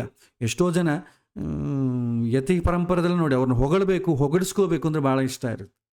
ಅದು ದಶಮ ಸ್ಥಾನ ಸೂಚನೆ ಮಾಡ್ತದೆ. ಕರ್ಮಭಾವ, ಆಗಾಮಿ ಕರ್ಮ. ಈಗ ಸಂಚಿತ ಕರ್ಮ 5ನೇ ಮನೆ, ಪ್ರಾರಬ್ಧ ಕರ್ಮ 9ನೇ ಮನೆ. ನಾನು ಫ್ಯೂಚರ್ಲಿ ಏನು ಒಳ್ಳೆ ಕೆಲಸ ಮಾಡ್ತೀನಿ, ಕೆಟ್ಟ ಕೆಲಸ ಮಾಡ್ತೀನಿ. ಹಿಂದೆ ಮಾಡಿದ್ದಾಯಿತು, ಇನ್ನು ಮುಂದೆ ಆದರೂ ಒಳ್ಳೆ ಕೆಲಸ ಮಾಡೋಣ, ಮುಂದೆ ಮುಂದೆ ಒಳ್ಳೆ ಪುಣ್ಯವನ್ನೇ ಗಳಿಸೋಣ ಅಂತಂದರೆ ಅದು ದಶಮಸ್ಥಾನ. ನಮ್ಮ ಆ್ಯಕ್ಷನ್ ಯಾವ ರೀತಿ ಇರಬೇಕು ಅಂತ ಸೂಚನೆ ಮಾಡೋದು ದಶಮಸ್ಥಾನ. ಆಮೇಲೆ ಉದ್ಯೋಗ, ಕರ್ಮಸ್ಥಾನದಲ್ಲಿ ಮೆಜಾರಿಟಿ ಉದ್ಯೋಗ ಅಂತ ಯಾಕಂತೀವಿ ಅಂತಂದರೆ, ನಾವು ಜೀವನದಲ್ಲಿ ಹಣವನ್ನು ಗಳಿಸಲಿಕ್ಕೆ ಹೆಚ್ಚು ಸಮಯವನ್ನು ನಾವು ಇಡ್ತೇವೆ, ಬೇರೆ ಯಾವುದಕ್ಕೂ ಅಷ್ಟು ಹೆಚ್ಚು ಸಮಯವನ್ನು ಇಡಲ್ಲ. ನೀವು 5 ದಿನ ನೋಡಿ, ವೀಕ್ಲಿ 5 ಡೇಸ್ ಉದ್ಯೋಗ, ಅದರಲ್ಲೂ ಕೂಡ ಮೆಜಾರಿಟಿ 8 to 9 hours ನೀವು ಉದ್ಯೋಗದಲ್ಲೇ ಸ್ಪೆಂಡ್ ಮಾಡ್ತೀರ, ಬೇರೆ ಯಾವುದರಲ್ಲೂ ಅಷ್ಟು ಮೆಜಾರಿಟಿ ಟೈಮ್ ಇಡಲ್ಲ. ನೀವು ಯಾವುದಕ್ಕೆ ಮೆಜಾರಿಟಿ ಟೈಮ್ ಯೂಸ್ ಮಾಡ್ತೀವೋ ಅದು ಆ ಮನೆಗೆ ಸೇರುತ್ತೆ. ಕರ್ಮಸ್ಥಾನದಲ್ಲಿ ಮೆಜಾರಿಟಿ ಕರ್ಮ ಯಾವುದು ಮಾಡ್ತೇವೆ, ಹಣ ಸಂಪಾದನೆ ಮಾಡಲಿಕ್ಕೆ, ಉದ್ಯೋಗ ಅಥವಾ ಬಿಸ್ನೆಸ್ ಕೂಡ ನಾವು ಜಾಸ್ತಿ ಟೈಮ್ ಮಾಡ್ತೇವೆ. ಸೊ ಯಾವುದಕ್ಕೆ ಪ್ರಯಾರಿಟಿ ಜಾಸ್ತಿ ಕೊಡ್ತೀವೋ ಅದನ್ನು ನೋಡ್ತೇವೆ. ಕರ್ಮ ಅಂತಂದರೆ ಕೆಲಸ ಮಾಡೋದು. ಅದು ಆಧ್ಯಾತ್ಮಿಕ ಸಾಧನೆಗೂ ನಾವು ಕರ್ಮ ಮಾಡ್ತೇವೆ, ಲೌಕಿಕ ಸಾಧನೆಗೂ ಕರ್ಮ ಮಾಡ್ತೇವೆ.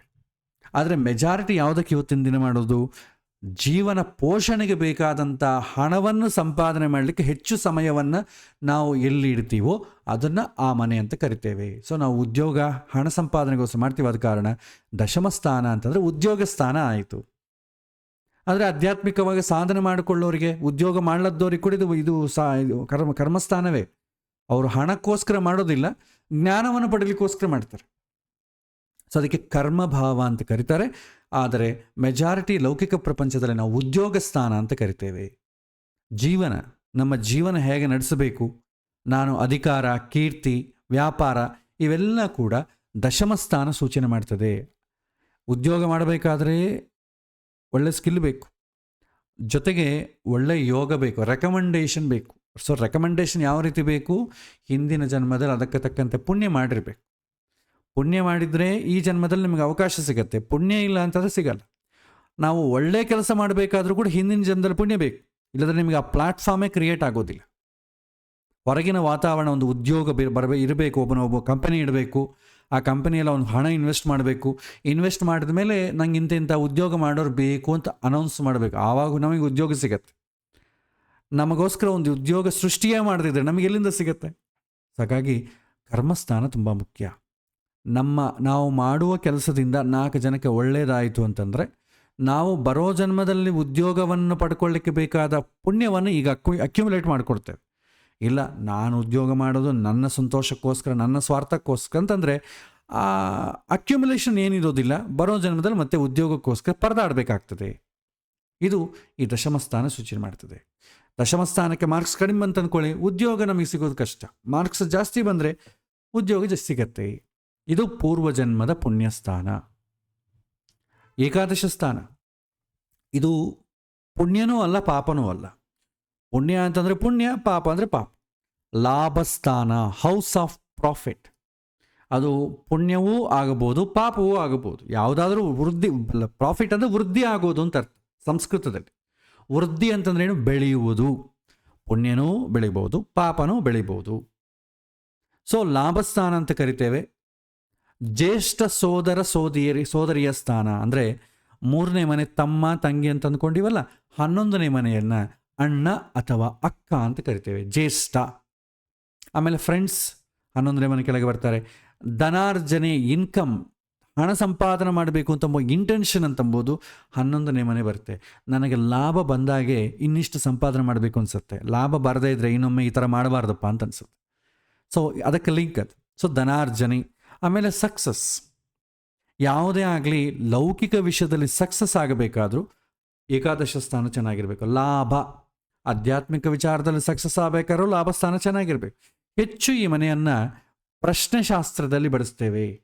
ಯಾಕೆಂದರೆ ನನಗೇನಾದರೂ ಉಪಯೋಗ ಇದೆಯಾ, ನನಗೇನಾದರೂ ಪ್ರಾಫಿಟ್ ಸಿಗತ್ತಾ, ಈ ಪ್ರತಿಯೊಂದು ವಿಚಾರದಲ್ಲಿ ಈ ಮನೋಭಾವ ಇರ್ತದೆ. ಹಾಗಾಗಿ ಯಾರೇ ಆಗಲಿ ಜ್ಯೋತಿಷ್ಯನ ಏನಾದರೂ ಪ್ರಶ್ನೆ ಕೇಳ್ತಾ ಇದ್ದಂದರೆ ನನಗೇನೋ ಲಾಭ ಇದೆಯಾ ಅಂತಲೇ ಕೇಳ್ತಾರೆ. ಹಾಗಾಗಿ 11ನೇ ಮನೆಯನ್ನು ಮೆಜಾರಿಟಿ ಲೌಕಿಕ ವಿಷಯಗಳಲ್ಲಿ ನೋಡ್ತೇವೆ. ಆಧ್ಯಾತ್ಮಿಕ ವಿಚಾರದಲ್ಲಿ ನನಗೆ ಲಾಭ ಬರುತ್ತೆ ಅಂತ ಯಾರು ನೋಡಲ್ಲ. ನಾನು ಮಾಡ್ತಾ ಹೋಗ್ತಾ ಇರ್ತೇನೆ, ಭಗವಂತ ಯಾವತ್ತೋ ಒಂದಿನ ಅನುಗ್ರಹ ಮಾಡ್ತಾನೆ, ನಾನು ಈ ಪೂಜೆ ಮಾಡ್ತೇನೆ, ಏನು ಲಾಭ, ಆ ರೀತಿಯೆಲ್ಲ ನೋಡೋಕ್ಕೆ ಹೋಗಲ್ಲ. ಆಧ್ಯಾತ್ಮಿಕದಲ್ಲಿ, ಲೌಕಿಕದಲ್ಲಿ ನೋಡ್ತೇವೆ. ನಾನು ಈ ಥರ ನನಗೆ ಲಾಭ ಆಗಬೇಕು, ಯಾವ ಪೂಜೆ ಮಾಡಿಸು ಅಂತ ಹೇಳ್ತೀರಿ? ನನಗೆ ಉದ್ಯೋಗ ಬರಬೇಕಾದ್ರು ಯಾವ ಹೋಮ ಮಾಡಬೇಕು, ನನಗೆ ಮದುವೆ ಆಗಬೇಕು, ಯಾವ ಜಪ ಮಾಡಬೇಕು, ಇದೆಲ್ಲ ಕೂಡ ಲೌಕಿಕದಲ್ಲಿ ಬೆನಿಫಿಟ್ಸ್ಗೋಸ್ಕರ ನಾವು ಮಾಡುವಂಥದ್ದು. ಇದೆಲ್ಲ ಕೂಡ 11ನೇ ಮನೆ ಕೆಳಗೆ ಬರ್ತದೆ. ಆಧ್ಯಾತ್ಮಿಕ ಪ್ರಪಂಚದಲ್ಲಿ ಆ ರೀತಿ ಇರಲ್ಲ. ಭಗವಂತ ನನಗೆ ಹತ್ರ ಮಾಡಿಸಿದ ಫಲವನ್ನು ಆತನೇ ಕೊಡ್ತಾನೆ. ಅದಕ್ಕೆ 11ನೇ ಮನೆ ಲಿಂಕ್ ಆಗಲ್ಲ, 9ನೇ ಮನೆ ಲಿಂಕ್ ಆಗ್ತದೆ. ಸೊ ಹಾಗಾಗಿ ಲಾಭ ಅಂತ ಮನುಷ್ಯನ ಒಂದು ಮನಸ್ಸಿನಲ್ಲಿ ಬಂದರೆ ಅದಕ್ಕೂ ಕೂಡ ಪುಣ್ಯ ಬೇಕು. ಅದು 11ನೇ ಮನೆಗೆ ಅದಕ್ಕೆ ಸಂಬಂಧಪಟ್ಟ ಪುಣ್ಯ ಇದೆಯೋ ಇಲ್ಲವೋ ಅಂತ ನೋಡಿ ಅದಕ್ಕೆ ತಕ್ಕಂತೆ ನಾವು ಅವರಿಗೆ ಉತ್ತರ ಕೊಡ್ತೇವೆ. ನಂತರ 12 ಸ್ಥಾನ, ಇದು ಪೂರ್ವಜನ್ಮದ ಪಾಪಸ್ಥಾನ. 6, 8 ಇದ್ದಂಗೆ ಇದೊಂದು ಪಾಪಸ್ಥಾನ. ಯಾವ ರೀತಿ ಪಾಪಸ್ಥಾನ ಅಂತಂದರೆ ಐಷಾರಾಮಿ ಜೀವನ, ಲಕ್ಸರಿಯಸ್ ಲೈಫ್. ಲಕ್ಸರಿಯಸ್ ಲೈಫ್ ಒಳ್ಳೇದೇ ಅಲ್ರಿ, ಅದರಲ್ಲಿ ಕೆಟ್ಟದ್ದೇನದೆ ಅಂತ ಅನ್ಬೋದು. ಲಕ್ಸರಿಯಸ್ ಹಾಗೆ ಓವರ್ ಎ ಪೀರಿಯಡ್ ಮೇಂಟೈನ್ ಮಾಡ್ತಾ ಇದ್ರೆ ಏನಾಗುತ್ತೆ, ವ್ಯಸನಗಳು ಶುರುವಾಗ್ತದೆ. ತುಂಬ ಹಣವನ್ನು ಸಂಪಾದನೆ ಮಾಡೋದು ಯಾಕೆ? ಅದು ವ್ಯಸನ ಆಗಿಬಿಡ್ತದೆ. ಅದರಿಂದ ಅದು ಬೇಕೇ ಬೇಕು. ನನ್ನನ್ನು ಹಾಳು ಮಾಡುತ್ತೆ ಅಂತ ಗೊತ್ತಿದ್ರೂ ಕೂಡ ಅದೇ ಬೇಕು. ಈಗ ನೋಡಿ, ಕಾಫಿ ಟೀ ಕುಡಿಬೋದು. ಕಾಫಿ ಟೀಯಲ್ಲಿ ನಿಮಗೆ ಕೆಫಿನ್, ಅದು ಕೂಡ ಒಂದು ರೀತಿಯಾದಂಥ ಸ್ಟಿಮ್ಯುಲೆಂಟ್. ಅದು ಬಿಡ್ಲಿಕ್ಕೆ ಆಗೋದಿಲ್ಲ, ಅದು ಬೇಕು ಅನ್ಸುತ್ತೆ. ಅದು ಕೆಟ್ಟದ್ದು ಅಂತ ಎಲ್ಲರಿಗೂ ಗೊತ್ತು, ಆದರೆ ಬೇಕನ್ಸುತ್ತೆ. ಇನ್ನು ವಿಸ್ಕಿ, ಲಿಕ್ಕರ್, ವೈನು ಇದ್ರ ಬಗ್ಗೆ ಹೇಳೋ ಕೆಲಸನೇ ಇಲ್ಲ. ಅದು ಬೇಕೇ ಬೇಕು. ಅದು ನಮ್ಮನ್ನು ಆಲ್ಕೋಹಾಲಿಕ್ ಲಿವರ್ ಸಿರಾಸಿಸ್ ಬಂದರೂ ಪರವಾಗಿಲ್ಲ, ನನಗೆ ಬೇಕೇ ಬೇಕದು. ಅದು ಸ್ಟಿಮ್ಯುಲೆಂಟ್ಸ್ ಬೇಕು. ಸೊ ಇದೆಲ್ಲ ಯಾವಾಗುತ್ತೆ? ಮನುಷ್ಯ ಲಕ್ಸರಿಯಸ್ ಲೈಫಿಗೆ ತಗೊಳ್ತಾನೆ. ಒಬ್ಬ ಮನುಷ್ಯ ಫೇಲ್ ಆದ ಪಾರ್ಟಿ ಮಾಡ್ಕೊಳ್ತಾನೆ, ಪಾಸ್ ಆದ ಪಾರ್ಟಿ ಮಾಡ್ಕೊಳ್ತಾನೆ, ಮದುವೆಗೆ ಮುಂಚೆ ಪಾರ್ಟಿ, ಮದುವೆ ಆದಮೇಲೆ ಹೆಂಡತಿ ಗೋಳಾಡಿಸಿದ್ರೆ ಅದಕ್ಕೊಂದು ಪಾರ್ಟಿ, ಎಲೆಕ್ಷನ್ಗೆ ಮುಂಚೆ ಪಾರ್ಟಿ, ಎಲೆಕ್ಷನ್ ಗೆದ್ದ ಮೇಲೆ ಅದೊಂದು ಪಾರ್ಟಿ, ಎಲೆಕ್ಷನ್ ಸೋತು ಹೋದರೆ ಅದಕ್ಕೊಂದು ಪಾರ್ಟಿ. ಸೊ ಎಲ್ಲದಕ್ಕೂ ಈ ಮತ್ವ ಅಂತಂಬುದು ಕಾಮನ್ ಆಗಿಬಿಟ್ಟಿದೆ. ಸೊ ಐಷಾರಾಮಿ ಜೀವನ ಯಾವಾಗ ವ್ಯಸನಗಳ ಕಡೆ ಕರ್ಕೊಂಡು ಹೋಗುತ್ತೋ ಅದು 12ನೇ ಮನೆ. ರಹಸ್ಯ ಸುಖ, ಸೀಕ್ರೆಟ್ ಕಂಫರ್ಟ್ಸ್ ಅಂತೆ. ಅಫೇರ್ಸ್ ಇಟ್ಕೊಳ್ತಾರಲ್ಲ, ಎಕ್ಸ್ಟ್ರಾ ಮ್ಯಾರಿಟಲ್ ಅಫೇರ್ಸ್ ಸೀಕ್ರೆಟಾಗಿ, ಅದೆಲ್ಲ ಕೂಡ 12ನೇ ಮನೆ ಸೂಚನೆ ಮಾಡ್ತದೆ. ಆಮೇಲೆ ರಿಲೀಸ್, ಮೋಕ್ಷ ಅಂದರೆ ಬಹಳ ಜನ ಜನ್ಮರಾಹಿತ್ಯ ಅಂತ ಅಂದ್ಕೊಳ್ತಾ ಇದ್ದಾರೆ. ಮೋಕ್ಷ ಬರುವುದು ನಿಜವಾಗಿ ಮೋಕ್ಷ ಅಂತಂದರೆ ಟೆಕ್ನಿಕಲಿ ಶಾಸ್ತ್ರದಲ್ಲಿ ಏನು ಹೇಳ್ತಾರೆ ಅಂದರೆ ಉಪಶಮ ಅಂತ ಕರೀತಾರೆ. ಮೋಕ್ಷ ಅಂತ ಅಂಬೋದು ನಾವು ಬಳಸುವಂಥ ಪದಾರ್ಥ, ಒಂದು ಪದ. ಆ್ಯಕ್ಚುಲಿ ಶಾಸ್ತ್ರದಲ್ಲಿ ಆ ಪದದಿಂದ ಬಳಸೋದಿಲ್ಲ. ಉಪಶಮ, ಶಮ ಅಂತಂದರೆ ಶಾಂತಿ ಅಂತ ಅರ್ಥ. ಉಪಶಮ ಅಂತಂದರೆ ಉತ್ಕೃಷ್ಟವಾದ ಶಾಂತಿ. ಅದಕ್ಕಿಂತಲೂ ಬೇರೆ ಆಲ್ಟರ್ನೇಟ್ ಶಾಂತಿ ಎಂಬುದು ಸಿಗೋದಕ್ಕೆ ಚಾನ್ಸ್ ಇಲ್ಲ. ಆ ರೀತಿಯಾದಂಥ ಜ್ಞಾನದ ತುದಿಯ ಪರಾಕಾಷ್ಠೆ ಅಂತ ಹೇಳ್ತಾರೆ. ಅದನ್ನು ಉಪಶಮ ಅಂತ ಅಂಬೋದ್ರ ಮುಕ್ತಿ, ಉಪಶಮನ ಅಂತ ಬಳಸ್ತಾರೆ.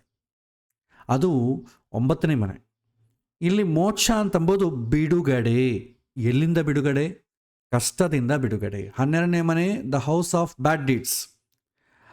ಕಷ್ಟದಿಂದ ಹೊರಗೆ ಬರಲಿಕ್ಕೆ ನಮಗೆ ಅದಕ್ಕೂ ಕೂಡ ಪುಣ್ಯ ಬೇಕಲ್ವಾ? ಸೊ ಅದು 12ನೇ ಮನೆ ಸೂಚನೆ ಮಾಡ್ತದೆ. ರಿಲೀಸ್ ಆಗೋದು ಅಷ್ಟೇ ಆಗಲಿ. ಭಾಳ ಜನ 12ನೇ ಮನೆಗೆ ನಂಗೆ ಕೇತು ಇದ್ದಾನೆ, ನಂಗೆ ಇದೇ ಲಾಸ್ಟ್ ಜನ್ಮ, ಮತ್ತು ಜನ್ಮ ಬರೋದೇ ಇಲ್ಲ. ಬಹುಶಃ ಅದು ಸ್ಟೇಟ್ಮೆಂಟ್ ಒಂದು ರೀತಿಯ ಕರೆಕ್ಟ್ ಇರ್ಬೋದು.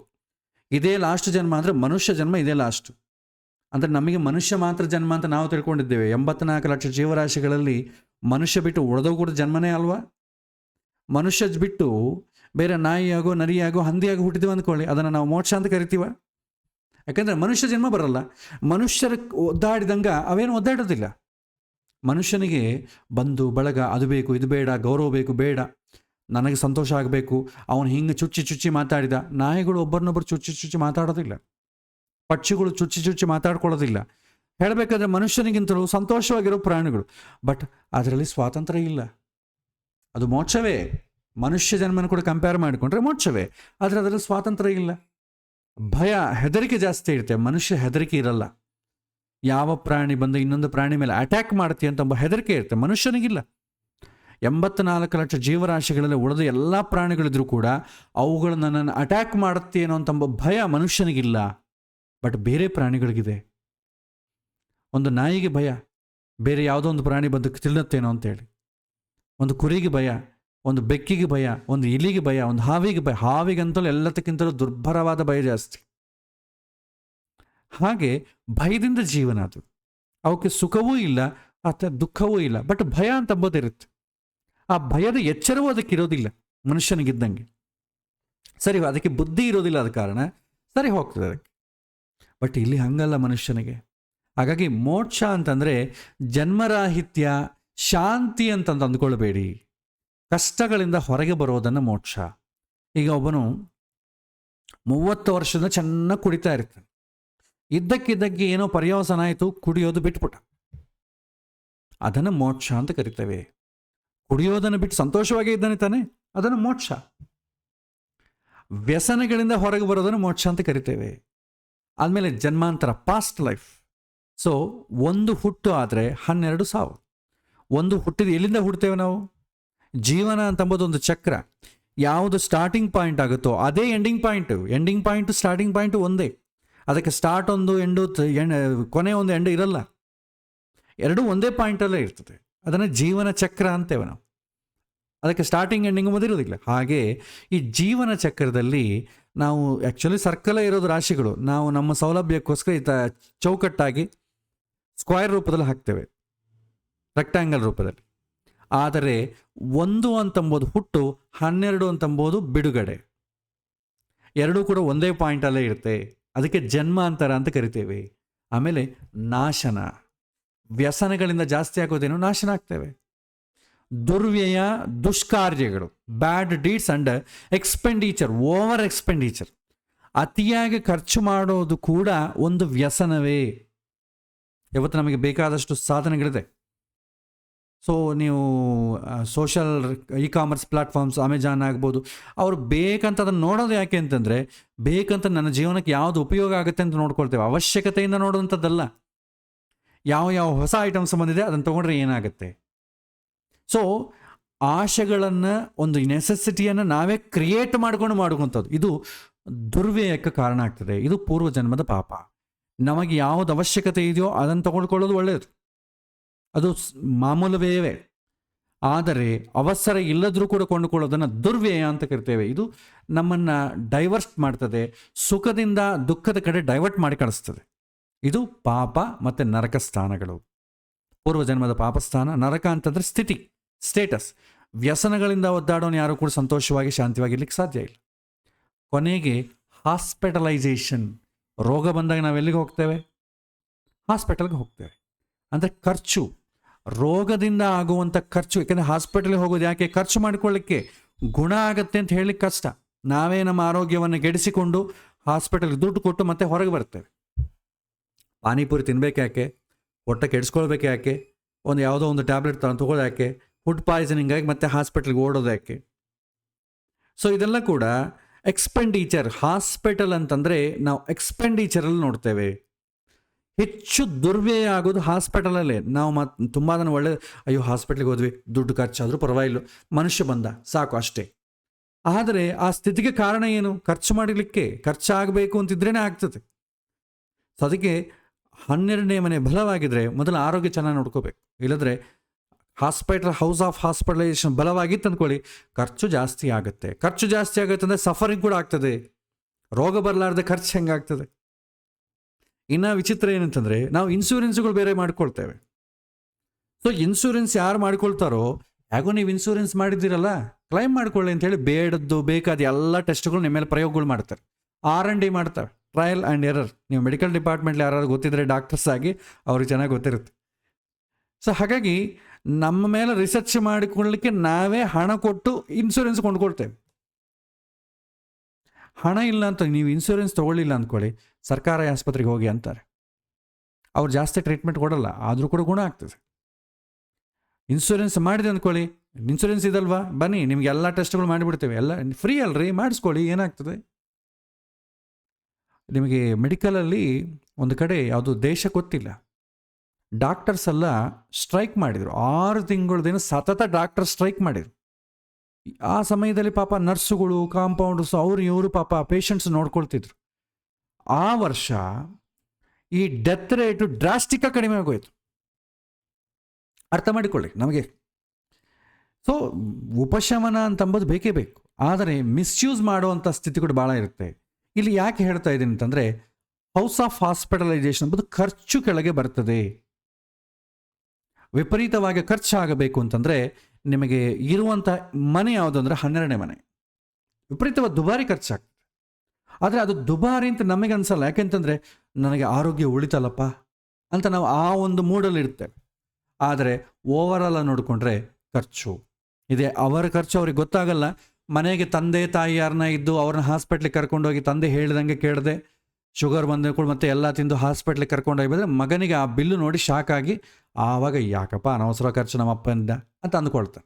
ಯಾರ್ದು ಅವ್ರ ಖರ್ಚು ಗೊತ್ತಾಗಲ್ಲ, ಪಕ್ಕದವ್ರ ಖರ್ಚು ಗೊತ್ತಾಗ್ತದೆ. ಸೊ ಹೀಗೆ ವೇಸ್ಟ್ ಎಕ್ಸ್ಪೆಂಡಿಚರ್ ಎಲ್ಲ ಕೂಡ 12ನೇ ಮನೆ ಕೆಳಗೆ ಬರುತ್ತೆ. ವೇಸ್ಟ್ ಎಕ್ಸ್ಪೆಂಡಿಚರ್ ಎಂಬುದು ಒಂದು ವ್ಯಸನದ ಕೆಳಗೆ ಬರುತ್ತೆ. ವ್ಯಸನಗಳು ಹಾದಿ ಬೀಳೋದು ಕೂಡ 12ನೇ ಮನೆಯೇ. ನೀವು ಒಳ್ಳೆ ಖರ್ಚು ಮಾಡಬೇಕಾದ್ರೂ 12ನೇ ಮನೆ, ಕೆಟ್ಟ ಖರ್ಚು ಮಾಡಬೇಕಾದ್ರೂ 12ನೇ ಮನೆ. ಒಳ್ಳೆ ಖರ್ಚು ಮಾಡಬೇಕಾದ್ರೆ ಒಳ್ಳೆ ಬುದ್ಧಿ ಇರಬೇಕು. ಅದಕ್ಕೆ 9ನೇ ಮನೆ ಪ್ರೇರಣೆ ಆಗ್ತದೆ. 9ನೇ ಮನೆಗೆ ಸಂಬಂಧ ಇಲ್ಲ, ಶುಭಗ್ರಹಗಳ ಸಂಬಂಧ ಇಲ್ಲ ಅಂದರೆ ವ್ಯಸನಗಳಿಗೆ ಹಾದಿ ಆಗುತ್ತೆ. ಇದು ನಾವು ನೋಡಬೇಕಾದ್ದು. ಇದು ಕೂಡ ಪೂರ್ವಜನ್ಮದ ಪಾಪಸ್ಥಾನ. ಕೊನೆಯದಾಗಿ ನಾವು ಒಟ್ಟು 12 ಮನೆಗಳಾಯಿತು. ಒಂದ್ಸಲ ಸಮರೈಸ್ ಮಾಡೋಣ. ಎಲ್ಲ ಭಾವಗಳಲ್ಲಿ ನಮಗೆ ಬೇಕಾದ ಎಲ್ಲ ವಿಷಯಗಳು ಸೂಚನೆ ಮಾಡ್ತದೆ. ಆದರೆ ವ್ಯವಹಾರದಲ್ಲಿ ನಮಗೆಲ್ಲ ಬೇಕಾಗಿಲ್ಲ. ನಮ್ಮ ಜೀವನದಲ್ಲಿ ಪ್ರಶ್ನೆಗಳು ಕೆಲವೇ, ಎಲ್ಲ ಇಲ್ಲ. ಆದ ಕಾರಣ ಅವುಗಳನ್ನು ಮಾತ್ರ ನಾವು ನೋಡೋಣ. ಮುಖ್ಯವಾಗಿ ಬೇಕಾದ ವಿದ್ಯಾ, ಉದ್ಯೋಗ, ವಿವಾಹ, ಸಂತಾನ ಅಷ್ಟೇ. ಅದರ ಜೊತೆ ಸಣ್ಣ ಪುಟ್ಟದು ಕೆಲವೊಂದು ನೋಡ್ತೇವೆ.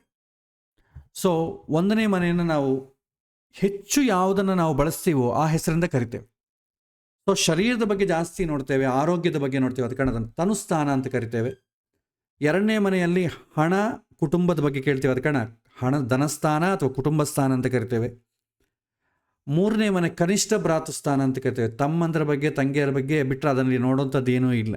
ಇದ್ದವೇ, ಬಟ್ ನಮಗೆ ಅವಶ್ಯಕತೆ ಇಲ್ಲ. 4ನೇ ಮನೆಯನ್ನು ಸುಖಸ್ಥಾನ ಅಂತ ಕರಿತೇವೆ. ಸುಖ ಬೇಕು. 5ನೇ ಮನೆಯನ್ನು ಪ್ರಯಾರಿಟಿ ಸಂತಾನ ಸ್ಥಾನ. 6ನೇ ಮನೆಯನ್ನು ಋಣ, ರೋಗ, ಶತ್ರುಸ್ಥಾನ ಅಂತ ಕರಿತೇವೆ. 7ನೇ ಮನೆಯನ್ನು ಕಳತ್ರ ಸ್ಥಾನ ಅಂತ ಕರಿತೇವೆ. 8ನೇ ಮನೆ ವಿಯೋಗ ಸ್ಥಾನ ಅಂತ ಕರಿತೇವೆ. 9ನೇ ಮನೆ ಭಾಗ್ಯಸ್ಥಾನ. 10ನೇ ಮನೆ ಕರ್ಮಸ್ಥಾನ ಅಥವಾ ರಾಜ್ಯಸ್ಥಾನ. 11ನೇ ಮನೆ ಲಾಭಸ್ಥಾನ. 12ನೇ ಮನೆ ವ್ಯಯಸ್ಥಾನ. ಈ ಹೆಸರುಗಳಿಂದ ಕರಿತೇವೆ. ಯಾಕೆಂದರೆ ಮೆಜಾರಿಟಿ ಆ ವಿಷಯವನ್ನೇ ನಾವು ಜಾಸ್ತಿ ನೋಡೋದು. ಉಳಿದ ವಿಷಯಗಳಿರ್ತದೆ, ಅಕೇಶ್ನಲ್ಲಿ ನೋಡ್ತೇವೆ. ಮೆಜಾರಿಟಿ ಯಾವುದನ್ನು ನೋಡ್ತೀವೋ ಆ ಹೆಸರುಗಳಿಂದ ಕರಿತೇವೆ. ಸೊ ಇದನ್ನು ನೀವು ನೆನಪಿಟ್ಟುಕೊಳ್ಳೋದು ತುಂಬ ಉತ್ತಮ. ಆಮೇಲೆ ನೆಕ್ಸ್ಟು ಈ ಪುಣ್ಯ ಪಾಪಗಳ ಬೇಸ್ ಮೇಲೆ ಈ ಎಲ್ಲ ಮನೆಗಳು ಆಗಿದೆ. ಒಂದ್ಸಲ ಸಮರೈಸ್ ಮಾಡಿದರೆ ಈ ಪುಣ್ಯ 2 ಥರ ಇದೆ. ಫಲಾಪೇಕ್ಷ ಸಹಿತ, ಫಲಾಪೇಕ್ಷ ರಹಿತ. Quality is different. 1, 4, 7, 10. 1 ಅಂದರೆ ನಾನು, 4 ಅಂದರೆ ನನ್ನ ಸುಖ, 7 ಅಂದರೆ ನನ್ನ ಹೆಂಡತಿ ಅಥವಾ ಗಂಡ, 10 ಅಂದರೆ ನನ್ನ ಉದ್ಯೋಗ. ಇದೆಲ್ಲ ಕೂಡ ಒಂದು ಕ್ವಾಲಿಟಿ ಆಫ್ ಪುಣ್ಯ. ಆಮೇಲೆ 1, 5, 9 ನಾನು, ನನ್ನ ಬುದ್ಧಿವಂತಿಕೆ, ನನ್ನ ಆಧ್ಯಾತ್ಮಿಕ ಪ್ರಪಂಚ. 1, 5, 9 ಇದು ಒಂದು ಪುಣ್ಯ. ಹಾಗೆ ಪಾಪದಲ್ಲಿ ಕೂಡ 2 ಥರ ಇದೆ. ಸಾಮಾನ್ಯ ಪಾಪ, ಅತ್ಯುತ್ಕಟ ಪಾಪ. ಸಾಮಾನ್ಯ ಪಾಪ ಅಂದರೆ ಸಿಂಪಲಾಗಿ ಜಾಸ್ತಿ ಏನು ಕೆಟ್ಟ ಕೆಲಸ ಮಾಡಿದ್ದಾನೆ, ಅದು ಕೆಟ್ಟ ಕೆಲಸವೇ, ಬಟ್ ಬೇರೆ ಯಾರಿಗೂ ತೊಂದರೆ ಆಗಿಲ್ಲ ಅಂದರೆ ಅದು ಎಫೆಕ್ಟ್ ಕಡಿಮೆ. ಅದನ್ನು ಸಾಮಾನ್ಯ ಪಾಪ. ಅದು 3ನೇ ಮನೆ 12ನೇ ಮನೆ ಸೂಚನೆ ಮಾಡ್ತದೆ. ಅವನು ಹಾಳಾಗ್ತಾನತ್ತು, ಬೇರೆಯವ್ರೇನು ಹಾಳಾಗಲ್ಲ. ಈಗ ವ್ಯಸನಗಳಿದ್ರೆ ಅವನೇ ಹಾಳಾಗ್ತಾನೆ, ಬೇರೆಯವರು ಹಾಳಾಗಲ್ಲ. ಆದರೆ ಬೇರೆ ನಾವು ಹಾಳಾಗ್ತೇವೆ, ಬೇರೆಯವರು ಹಾಳಾಗಬೇಕು ಅಂದರೆ 6, 8 ಅತ್ಯುತ್ಕಟ ಪಾಪ. ತುಂಬ ಜಾಸ್ತಿ ಪಾಪ ಮಾಡಿದರೆ ನಾವು, ನಮ್ಮಿಂದ ನಮ್ಮ ಪರಿವಾರ, ನಮ್ಮ ಬಂಧು ಬಳಗ ಎಲ್ಲರೂ ಸಫರ್ ಆಗ್ತಾರೆ. 6, 8 ಮನೆಗಳು. ಇದು ಕ್ವಾಲಿಟಿ ಆಫ್ ಪಾಪ ಜಾಸ್ತಿ. ಸೊ ಇದರ ಬಗ್ಗೆ ಮತ್ತಿಷ್ಟು ವಿಶ್ಲೇಷಣೆ ಇನ್ನು ಬೇಕಾಗ್ತದೆ. ಅದನ್ನು ಈ ಪುಣ್ಯ ಪಾಪಗಳನ್ನು, ಅದಕ್ಕೂ ಟೆಕ್ನಿಕಲ್ ಹೆಸರುಗಳಿದೆ, ಯಾವ ರೀತಿ ವಿಂಗಡಣೆ ಮಾಡಿದ್ದಾರೆ ಅದನ್ನೆಲ್ಲ ಕೂಡ ನಾವು ಸಮಯಾತೀತ ಆಗಿದೆ, ಬರೋ ಕ್ಲಾಸ್ನಲ್ಲಿ ನಾವು ಅದರ ಬಗ್ಗೆ ನೋಡೋಣ. ಇದು ಇವತ್ತಿನ ಪಾಠ. ಇವತ್ತಿನ ಪಾಠದಲ್ಲಿ ಆಲ್ಮೋಸ್ಟ್ ಆಲ್ 12 ಭಾವಗಳನ್ನು ನಾವು ಟಚ್ ಮಾಡಿದ್ದೇವೆ.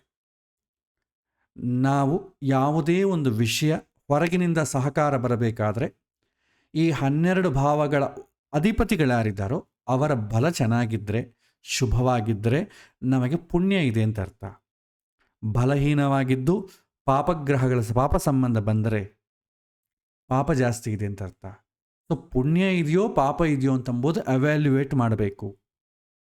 ಅದು ಮಾಡಿದ್ರೇ ನಿಮಗೆ ಗ್ರಹಗಳು ನೋಡಲಿಕ್ಕೆ ಒಂದು ಜಾತಕದ ಒಂದು ಅರ್ಥ ಸಿಗತ್ತೆ. ನಾವು ಪುಣ್ಯ ಪಾಪ ಅಂತಂಬ ಕಾನ್ಸೆಪ್ಟಿಂದ ನೋಡಿದ್ರೆ ನೀವು ಭಾಳಷ್ಟು ಸೂತ್ರಗಳನ್ನು ಬೈಹಾಟ್ ಮಾಡಬೇಕು. ಬೈಹಾಟ್ ಮಾಡ್ರೇ ಅರ್ಥ ಆಗ್ತದೆ, ಇಲ್ಲದೆ ಅರ್ಥ ಆಗೋದಿಲ್ಲ. ಸೊ ಸುಲಭ ಉಪಾಯ ಅಂತಂದರೆ ಬೈಹಾಟ್ ಮಾಡಲಿಕ್ಕೆ ಹೋಗಬೇಡಿ. ಪುಣ್ಯ ಯಾವುದು, ಪಾಪ ಯಾವುದು, ಇದನ್ನು ವಿಶ್ಲೇಷಣೆ ಮಾಡಲಿಕ್ಕೆ ತಿಳ್ಕೊಳ್ಳಿ. ಇದು ಇವತ್ತಿನ ಪಾಠದ ಸಂದೇಶ. ಮತ್ತು ಬರುವಂಥ ವಾರ ಈ ಪುಣ್ಯ ಪಾಪ ಕರ್ಮ ಈ ಭಾವಗಳೇನಿದೆ ಅವುಗಳ ಕ್ಯಾಟಗರೈಸೇಷನನ್ನು ಮಾಡೋಣ. ನಂತರ ಬರೋದೇನಿದೆ, ನಮಗೆ ಈ ಗ್ರಹಗಳು ಸೂಚನೆ ಮಾಡ್ತದಲ್ಲ, ಇವು ಬಲವಾಗಿದೆಯಾ ಬಲಹೀನವಾಗಿದೆಯಾ ಅಂತಂಬೋದನ್ನು ತಿಳ್ಕೊಳ್ಳೋ ಪ್ರಯತ್ನ ಮಾಡೋಣ. ಸೊ ಇವತ್ತಿನ ಪಾಠ ಇಲ್ಲಿಗೆ ನಾನು ಮುಕ್ತಾಯ ಮಾಡ್ತಾ ಇದ್ದೇನೆ. ಮತ್ತೆ ಬರುವಂಥ ವಾರ ಮತ್ತಿಷ್ಟು ತಿಳ್ಕೊಳ್ಳೋಣ. ಈ ಹೆಸರುಗಳನ್ನು ಚೆನ್ನಾಗಿ ನೆನಪಿಟ್ಟುಕೊಳ್ಳಿ, ಇದು ಮುಖ್ಯವಾಗಿ ಬೇಕಾಗ್ತದೆ. ಹರೇ ಶ್ರೀನಿವಾಸ.